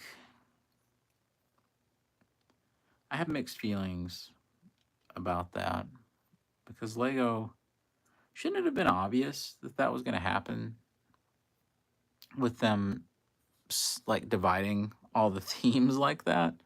I mean, anybody could have imagined that if you were going to like be as broad as to say, okay, well, all of these are castle and all of these are space. Wouldn't you know that when you split it like that, that it's obviously just going to be much higher than the other ones? Like, there's no way. I mean, I'm a weirdo. I was voting for things that was never gonna get it. Like, I was the guy voting for like Ice Planet and stuff. And it's funny because I guess I win because according to them, it's just space. Has just Lego space. So it made it impossible. It really did. And then I really think the 90th anniversary building set where you build all those mini builds, that's a super cool idea. I'm not disparaging it at all, actually, because I think that's a really fun way to do homages to a whole bunch of different stuff. So I think that's cool. but I know that there was a lot of anger over the Bionicle homage because it looks pretty bad, you know, googly eye. What's his name? Like Montanui or however you say it. I'm not a Bionicle guy, so I don't know. But people were mad over that. It's like add insult to injury. Here's your Bionicle celebration. But, you know, one thing that I think Bionicle fans should take heart about is that it's never, I don't think it's ever foolish to look at whatever buildable figure that Lego is doing. And yes, you're right. Actually, that's really funny. I would actually like to see some of the more of those because I didn't really see that many of those, and I knew it was a thing that it was happening, but I didn't know to what extent. But yeah, I think Bionicle fans should take heart that whatever buildable figure format that Lego is doing at the time, maybe, just maybe, there's a chance that they'll throw Bionicle fans a bone and do something for them. I don't know. I'll never be one of those like ride or die Bionicle people. You know, and there's nothing wrong with being that way. But I remember Bionicle being a thing when I was a kid, and I wasn't into it. It just, to me, it was too far off from traditional Lego, and so it just wasn't my thing. However, it's kind of funny, when they rebooted Bionicle in 2015, those new style sets, I actually liked those a lot more. So it's because I'm such an action figure guy, because those sets were a lot more action figure-esque and less technical. They were more superheroic looking, I guess. They had the superhero chest, you know what I mean? Like they had the physique kind of thing. More brown and gray pieces? What? Yeah. And you were probably, you know, wise to keep them as their own kind of subsystem. See, what I think that Lego wants, because there's a whole bunch of those pieces apparently that just will never be in production ever again for Bionicle. And I think what they're really after is to have a version of Bionicle that is basically a system build. At least I think that's what they want. But however they end up doing it, the number one thing, and this is going to be what the hardest thing for those AFOLs to accept, oh, that's cool. I guess you could kind of integrate it all that way. But the hardest thing for these guys to accept is going to be that they're going to have to put the interests of kids first, or else this is just not going to go anywhere again. And apparently, the Bionicle fandom was so embattled over that 2015 reboot that they kind of self-sabotaged that whole effort. I think they basically tore that stuff up, and they didn't do it any favors. And then before you know it, it was canned.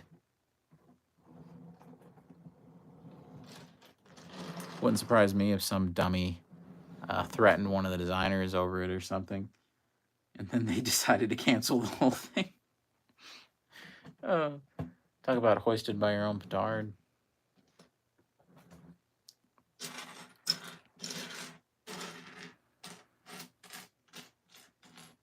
And I'm certainly not making this statement as a generalization about all of those fans, because this absolutely isn't true. But there are some people in that Bionicle subgroup of fans that are, you know, it's kind of scary how militant like some of those guys are. about Bionicle, which is a funny sentence to say. But yeah, some of that's kind of scary. And that's never okay.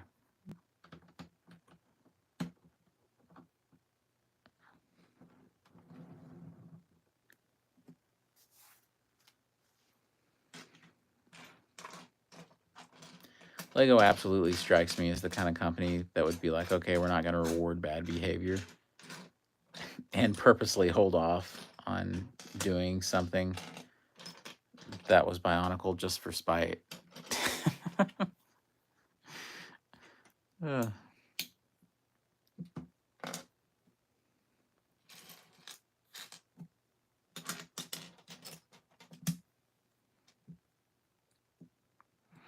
I've tried to watch videos that like explain Bionicle continuity,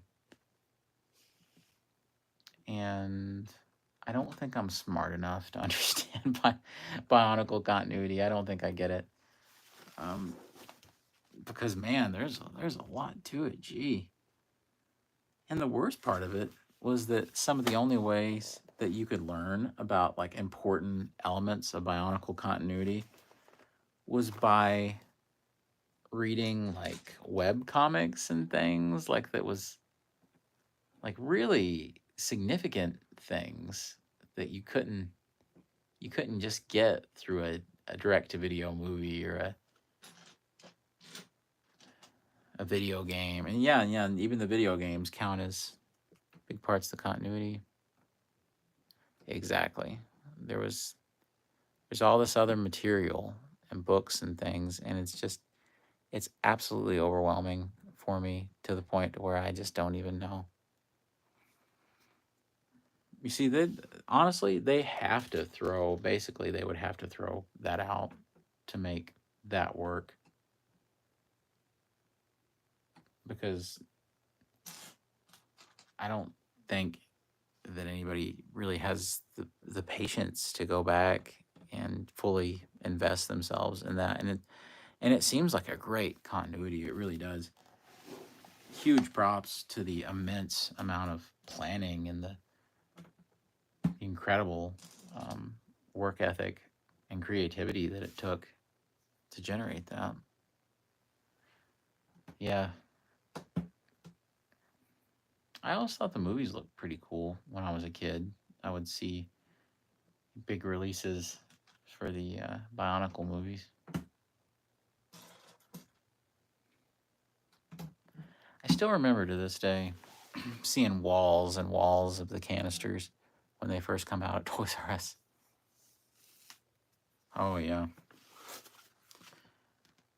That's the kind of thing you would almost have as like, reference books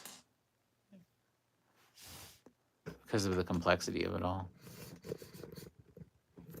All right, having to get more of a downward angle the further up we go so that we can actually see what I'm doing here. There we go. It's a little more palatable. Oh. Okay.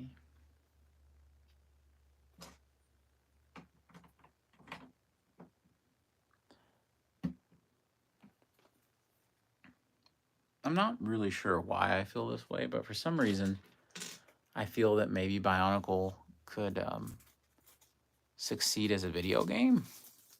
Like, if they really switched a lot of their efforts to doing some terrific Bionicle video games, I actually think that would be a cool way to introduce it. Yeah, the canisters were a big part of the brand. Apparently, there's a funny like gag reference to Bionicle canisters in the new space set, the new spaceship set, the 90th anniversary one. It's on like one of the prints, almost as if the astronauts, Lego astronauts, maybe like discovered one of the Bionicles in their canister while they were exploring space. As absurd as that sounds, I think they put it in there. So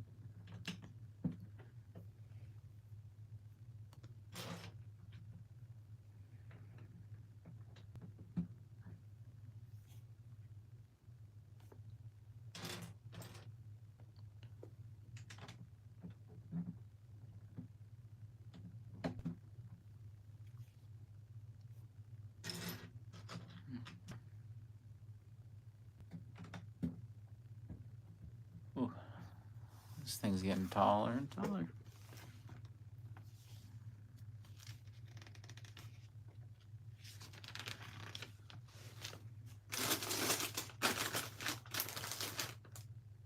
It's funny, it doesn't appear that there's a huge number of pieces in bag 23. It's just maybe not quite as involved as some of these other bags. I think there's maybe a few more small pieces in this bag, so.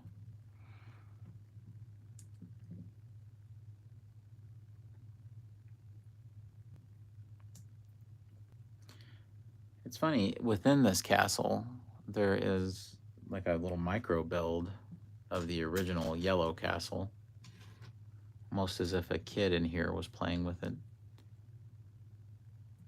I would really like to see a little polybag or micro build of this castle. I think that would be awesome. I've always had like a big thing for micro builds of like large Lego sets. For some reason, it thrills me. So.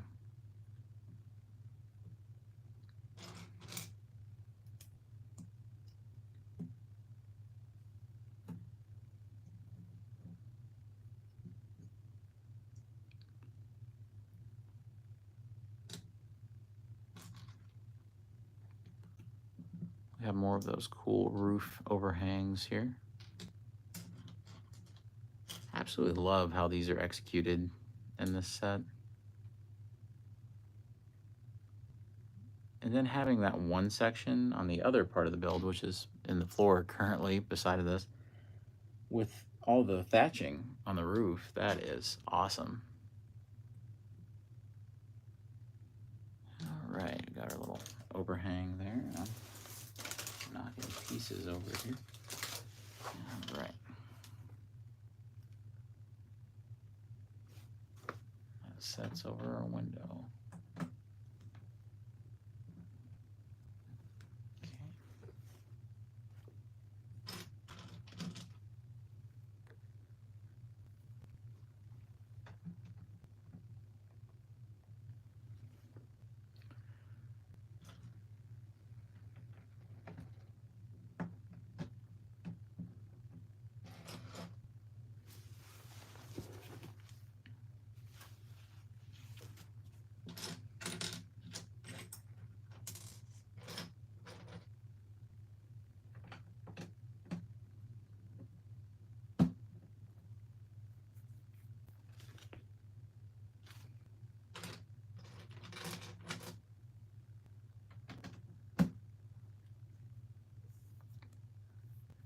If any of you all ever get the chance, I highly suggest visiting a real castle here in America on the East Coast. And it's called the Hammond Castle. And if you've not had a chance to Google this or to check this out, it is an unbelievable thing. There was a researcher who I think he developed a lot of radar technology during World War II. And something that he was really into was building his very own castle.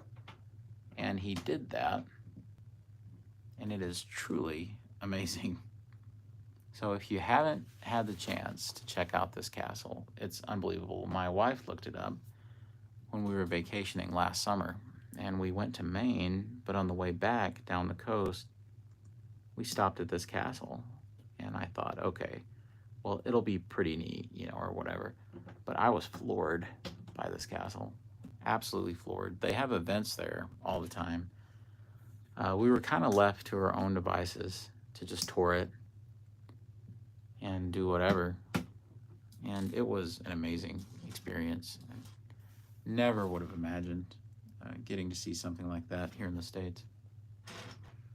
I would have thought I would have had to travel to Europe to have seen something so grandiose.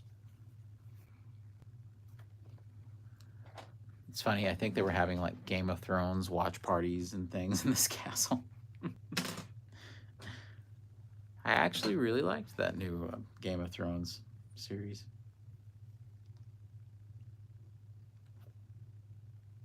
Or at least the first episode of it, the House of Dragons, I guess is what it's called. It's very good. It's got my boy Matt Smith in it, so that always helps. Although he couldn't save Morbius.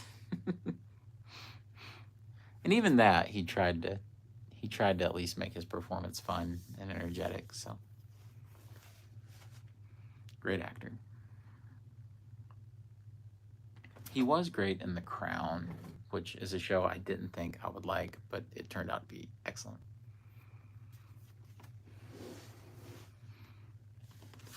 There's things about it that are good, and there's things about it that aren't so good. So I don't know. It's hard to wholeheartedly recommend because they goofed up on some things in a big way. But like I said, the new show, first episode, off to a very promising start. We'll see where the story goes from here. But they set up all the pieces, I think, to be heading in the right direction.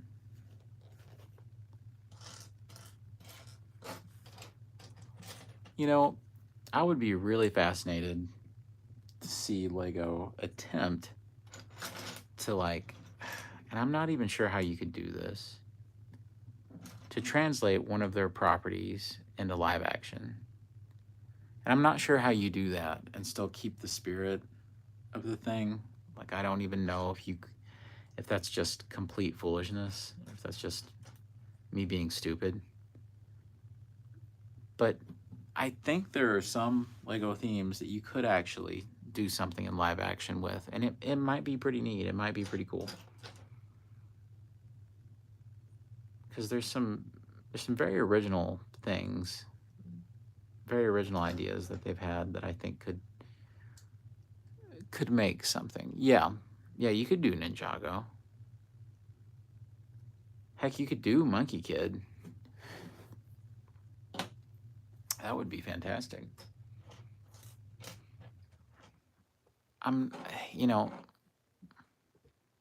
Right, because there are those segments in it. But here, this would be a huge challenge for a writer and a director. How could you take something like Lego Castle and do that in live action and somehow keep the essence of Lego? Do you have, like, all the props, like every single thing in the movie be made out of Lego except the people? They all have jaundice, it turns out, every one of them. So they're all yellow skinned just by default. I don't know. I'm like, how do you take something? Yeah, it would be supremely weird. How do you take something like pirates and not just have it be derivative of other stuff and be its own thing? It's just, I don't mean any of this too seriously, but it's just more of a creative exercise for me, just kind of a thought exercise. How would you possibly take these things? Like, there's some things that would be easy, like, say, a Nexo Knights or something, because that is already vividly its own thing. That's its own identity. It's that would be cool. Yeah, you can. Yeah, parody movie. Oh Lord, I remember in the early 2000s when parody movies were, unfortunately, a lot of them were exhibited theatrically. So there was a constant stream of parody movies. And some of them were actually really good because they were made by people who knew what they were doing. Like the Airplane guys and stuff. But then there were some of them that was just these awful, cheap cash grabs. Hey, that's not a bad idea. Their pirate ships all happen to be made out of Lego bricks. Like giant Lego bricks. Like the same size that a brick would be in comparison to a minifig. That would be the size they were to the humans. It's like you go to the shipyards and they're like hauling, yeah, like time travel kind of thing. Time, it would be like Time Bandits, the old like Monty Python type of movie. You could you go to the shipyard where all the ships were being constructed and they were getting ready to set sail, and there's all these cranes and people hoisting these massive Lego bricks and trying to like assemble them. You've got a guy who's got an instruction manual like off to the side, and he's like, you know, put the 3x4 flat beside the Technic pin. Well, this is one of the prettiest minifig scale windows I have ever constructed. Look at that. It's lovely. Absolutely lovely. It's not a sentence I thought I would say during this live stream, but here we are. Look at that. Oh, yeah. Now that is nice. It almost gives it a Spanish look. Little bit of Spanish architecture there. Quite lovely. Quite lovely.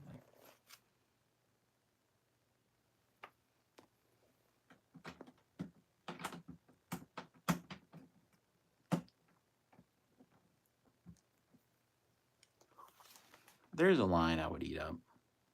What if they did like a Zorro theme, where you would build these beautiful Spanish cathedrals? Well, that's fantastic, actually. Yeah, yeah, that's fantastic.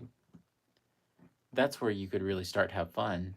It's taking these weird original Lego characters and just start cramming them together. Like, what's his name from Lego City Undercover? You know, the police officer guy. Put him in there.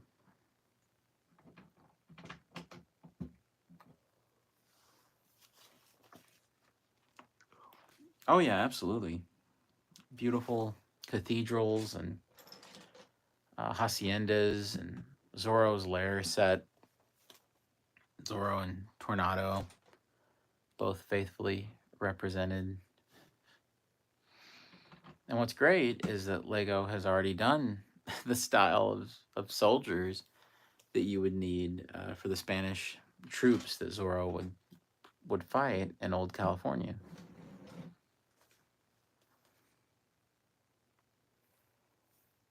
Well, what's weird about Zorro right now is that he exists in this weird limbo, like legally, where technically Zorro should be public domain right now. Like, I don't know, like Robin Hood or something. But apparently the Zorro Inc. people would, I guess they're still like laying claim to Zorro. Somehow, sometimes I expect public domain as a concept to be ended eventually, just because corporations cannot let go of these legacy characters like Disney. Like it's the Mickey Mouse problem. You know, how will they ever come to a point, which they're supposed to, but they keep extending it out, where technically anyone could utilize Mickey Mouse, you know, the old version of Mickey Mouse, but still, if there was any corporation that could make sure that that didn't happen or find a way to keep it from happening, it's probably Disney. But it does cast doubt on copyright law being the same, for better or worse. There's good things about public domain, and there's bad things about public domain. It's funny, Winnie the Pooh is now a public domain character. Not sure if people are even that aware of it, but he is now, starting this year. So anybody can technically use the character of Winnie the Pooh any way they want to. Doesn't matter.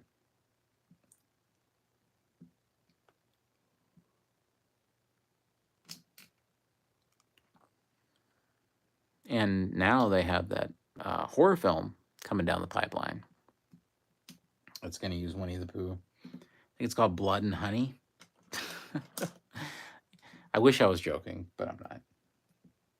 Although that may be hilarious. I don't know. Maybe it's hilarious. It's not as bad as I think.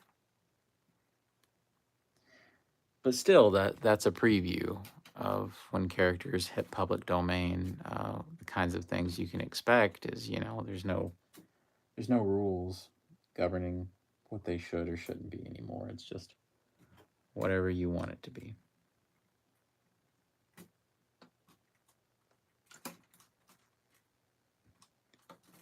All right. I never watched that. I don't know if I want to watch it because I loved the Banana Splits so much as a kid. I'm not sure I have any desire to see them be a Five Nights at Freddy's ripoff. If that's what they did. I think that's what they did.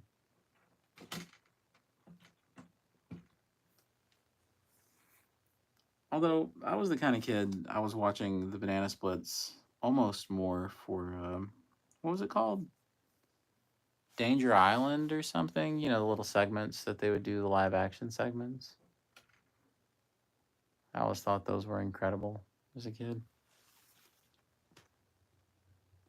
Well, this is interesting. Maybe I did this slightly backwards. Let's see.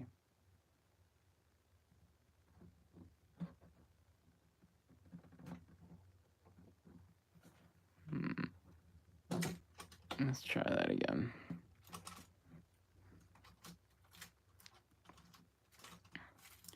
So these are supposed to connect the other way around, I think.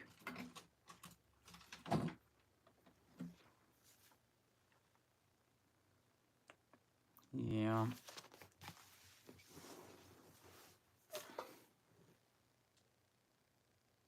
I think the only way to remedy that is to reposition these pieces. It's funny though that I would do that. Could have sworn I'd followed everything to the letter. But it's a relatively easy fix.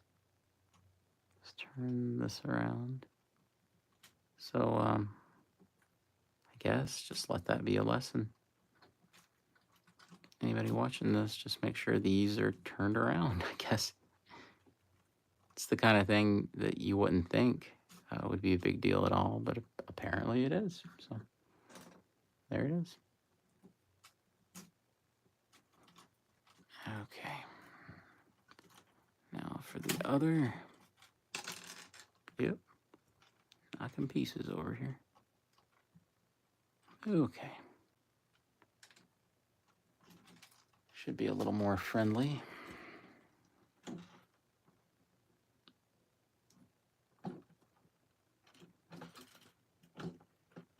That's better. Now these, click here. There we go. Okay. Now we're a little more reasonable. Perfect. Perfect. Okay. All good.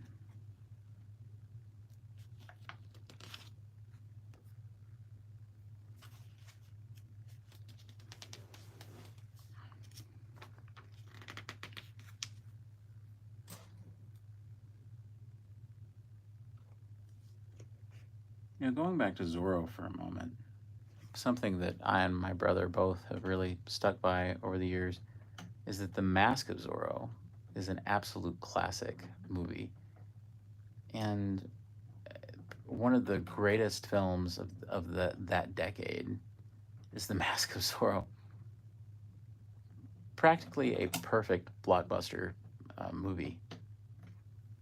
I think The Mask of Zorro is probably, in my opinion, and this is a bold thing to say, I guess, but in my opinion, it's probably the closest that they ever did to Raiders of the Lost Ark after Raiders of the Lost Ark. It is truly, it feels like it's in that spirit of filmmaking. And that's a huge compliment to the movie, but I absolutely believe it. And it was made in that same kind of way, without very much digital. Mask of Zorro is a stunt-based movie, and it's funny because watching it in like super high definition, it's a little more obvious now to my adult eyes where the stunt Zorros are. A little more obvious that's not Antonio doing backflips and things, but it's still a fantastic movie. It's got a spirit of adventure to it that is missing from modern cinema. I don't think anybody will ever be able to capture what Martin Campbell did again for the character of Zorro. That was truly incredible. Then I read a few years ago that originally it was Sean Connery who was supposed to play old Zorro and not Anthony Hopkins. Could you imagine if that had happened? Gee. I'm going to teach you how to become Zorro. Yes, the Scottish Zorro. The people of Scotland, you have a hero. Oh, yeah, please do. The Mask of Zorro is a masterpiece. I mean, a masterpiece. It's the kind of movie that I don't think will ever, I don't know if I'll ever have the chance to see it like in a theater again or anything. Well, I never did in the first place. I was too young to see it in the theater. But it's the kind of thing that it should be celebrated. So hopefully one of these days. One of these days. All right, let me try assembling that again. Oh, I see what it wants me to do now. Okay. This was throwing me for a loop at first, but I think I've got it.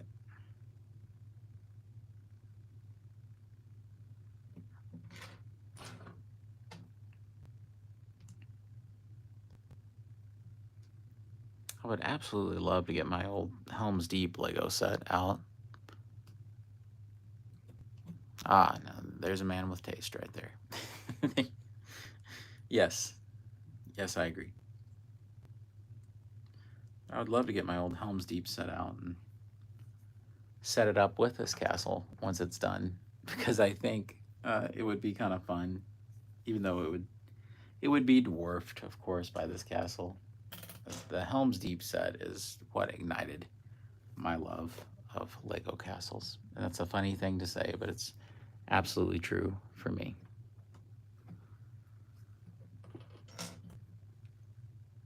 This looks like a Captain America shield. Got a red, white, and blue kind of thing. I'm no expert when it comes to all the old factions. All right, man. You take care. Thanks for hanging out. Appreciate it. But I know that these shields represent so many of the classic factions. I don't think that there was anything created for this. I think these are all classics. Ah, those are nice. There we go. More shields to add to the armory. And a big rafter, I guess, is what we'd say.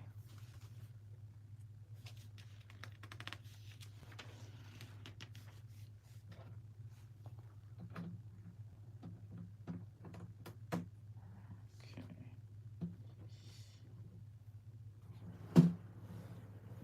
Just a few more parts for this bag, and then it's on to the next. The pace is accelerating for these last few bags. Seems like the last few bags go by so quickly, and the first few so slowly. As funny as that is, it's absolutely true, I think.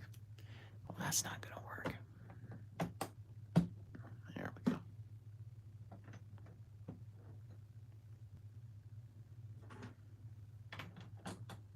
This thing keeps climbing and climbing in height. Surely this is going to be capped off pretty soon. Of course, that's a great problem to have when you're looking at something like a castle and you're like, oh, you know, is this going to keep going? Well, you hope so. You hope so.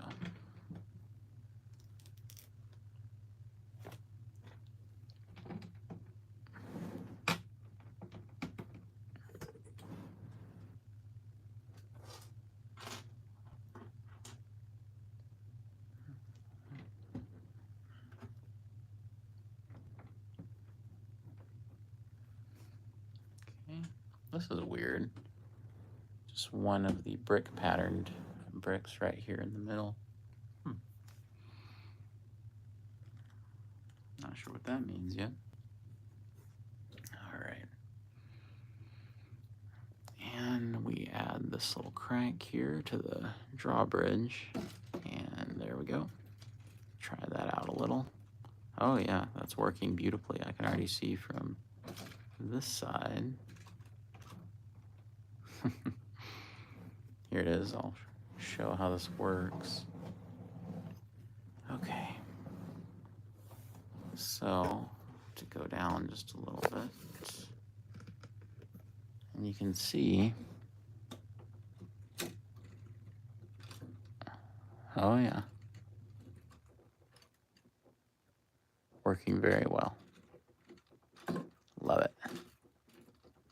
What's funny is you can just keep it going and it'll, yeah. Great. Awesome. Okay.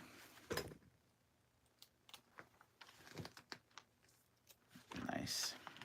Okay, bag 24 is a serious minifig bag. And it also includes a mini bag here.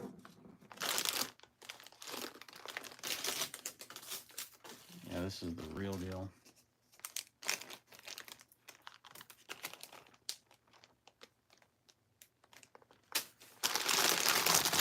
There we go. We got horses, we got minifigs, we got all kinds of things going on.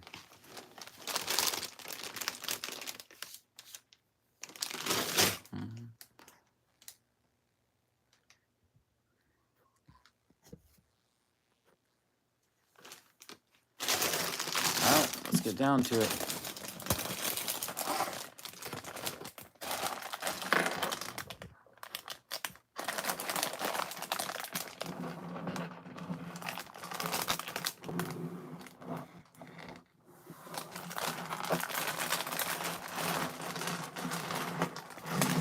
These are the first horses, I guess, that we're getting to put together in this. Not the last, but the first. Oh, I see a beehive or honeycomb or something there. Okay. And then the smaller bag. This looks to include a lot of foliage, so I guess we got some tree branches and things here. All right.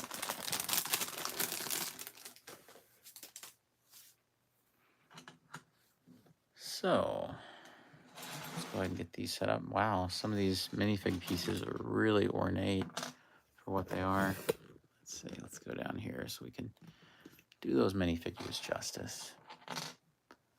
Okay, looks like the same legs and same torsos.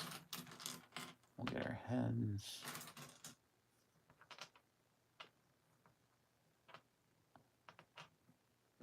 Our horses.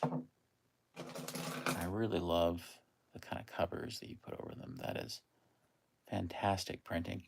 That's one thing that I'll say is the printing level, the production level on this set has been really fantastic.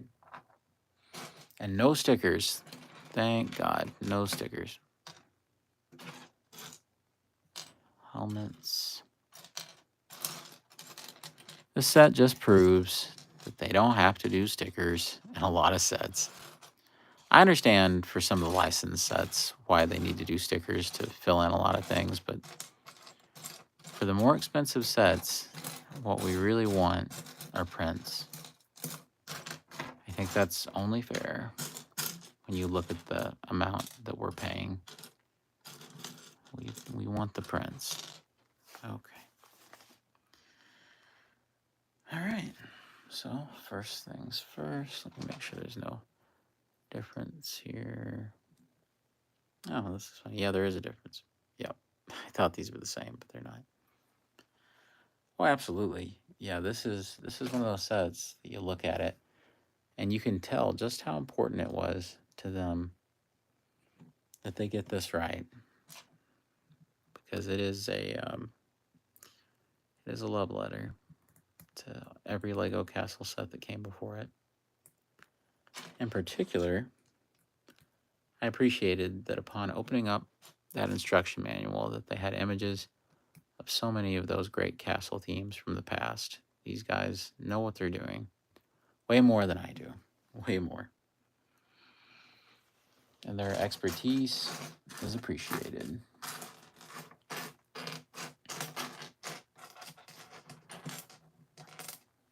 Of course, I honestly believe that people who design these sets, I think that they think quite differently than how so many of us do, or at least I think they would have to think differently because of, I almost I guess I refer to it as they have an anticipatory, like, creative mind, to where they can see the connections between pieces and plan for those connections ahead of time.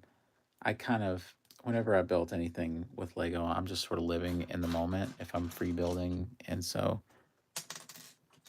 but the people who do this for a living are able to, like, anticipate what they're going to need next, and how to, like, start something that then they finish up later with a certain piece. And I think that's a real ability, and I salute anybody who can do that, because it's amazing. Absolutely amazing.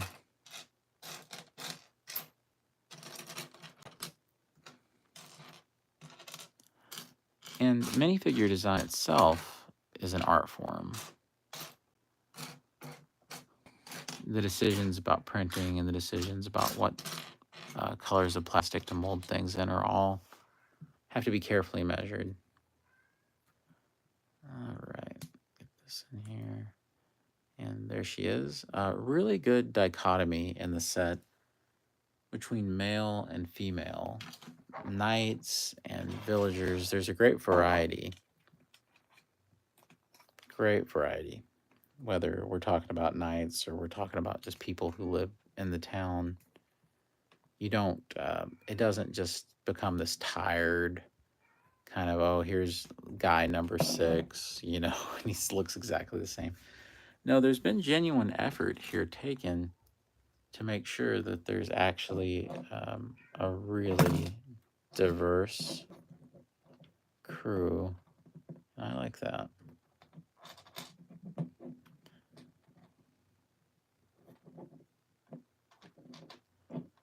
I've also really appreciated that Lego minifigures, at least in traditional sense, are just yellow people. They don't really, they're not realistic to any sort of race or group or anything. They are just their own little group of people. They exist in a vacuum. So you don't have to make anybody feel unincluded or unrepresented. Yeah, I hate that mentality. I think somebody Seems like somebody might have said that about maybe it was the designer for the new Harry Potter, the Hogwarts Express set, because people were critical. They were being critical, and rightfully so, of some of the minifigure selections with that, or them not including certain minifigures. And they just tried to say that they were extras or something, and it's just like, what? I mean, they can't be serious. They have to know that's not even remotely close to true. If it wasn't for the minifigure angle, a whole lot of people wouldn't collect it. They just wouldn't. I mean, I think I would, but I'm not 100% sure if I ever would have started because I was such an action figure guy. And I still am, but Lego is taking up more and more and more of of my time and space. Oh yeah, here we go. Fabric cape here.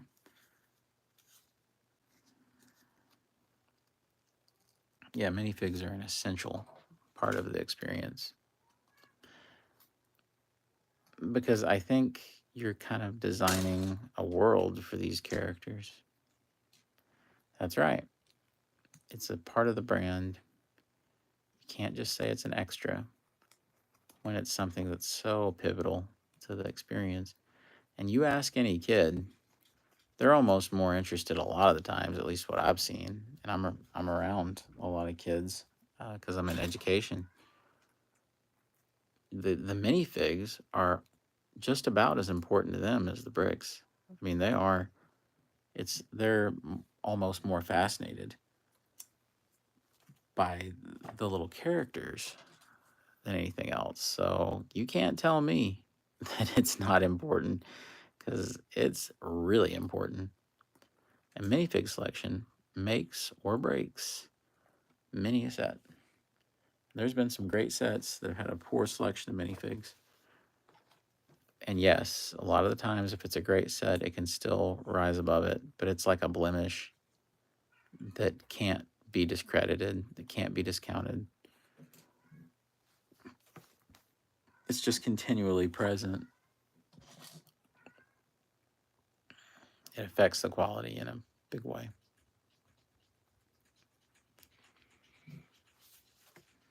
Sometimes they really nail that, and sometimes they just don't. Times like the Lego Daily Bugle. Wow, what a selection of minifigs! It's unbelievable the amount of Spider-Man and just Marvel superhero minifigures that are in that set. It's a smorgasbord. Whereas, you look at other things that they do, and without being overly critical, all you can say is that it's obvious that it's not the same person who designs each set. You can clearly tell that sometimes the people who are heavily involved in the design process are big minifigure people, and sometimes you can tell they're not. Oh, this is terrific. This hairpiece here, this is for the queen of the castle. And then you have this little crown piece, and voila, you have her crown. But I like that she's got this royal kind of battle armor with the gold piece on the helmet. That's awesome. Let's see. Let's give her her crown for now because I want her to be able to be more obvious that she's the queen of this castle. Maybe she's not quite in full battle gear, but I really do love the helmet. All right. Well, for as cheap as this sounds, I think that this is probably a fine spot now that I've got the minifigs built from that bag to probably call it quits. I was hoping to finish tonight, but oh yeah, you're right. That is later. But I definitely don't want to get to the point where I'm so tired that I can't see straight and the build isn't enjoyable anymore.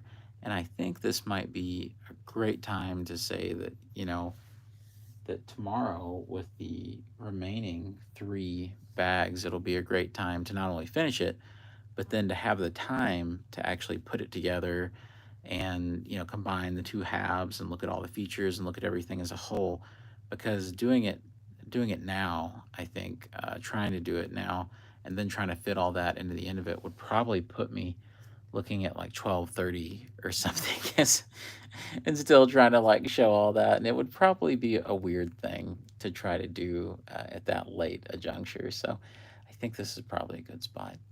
But I do want to thank everybody who managed to stick around with me for a little while. Tomorrow, I'm very much hoping that I get the opportunity tomorrow evening, and I think that it'll be a fine time to do so. Tomorrow evening, I think I'll be back and we'll be able to finish it up. Yeah, I think it is for the better, and I appreciate you sticking around. Yeah, I've enjoyed having you around and all the great conversation. And guys, you all have a wonderful night. God bless you all, and yeah, I'll see you on Fanboys Forever. Take care, everybody.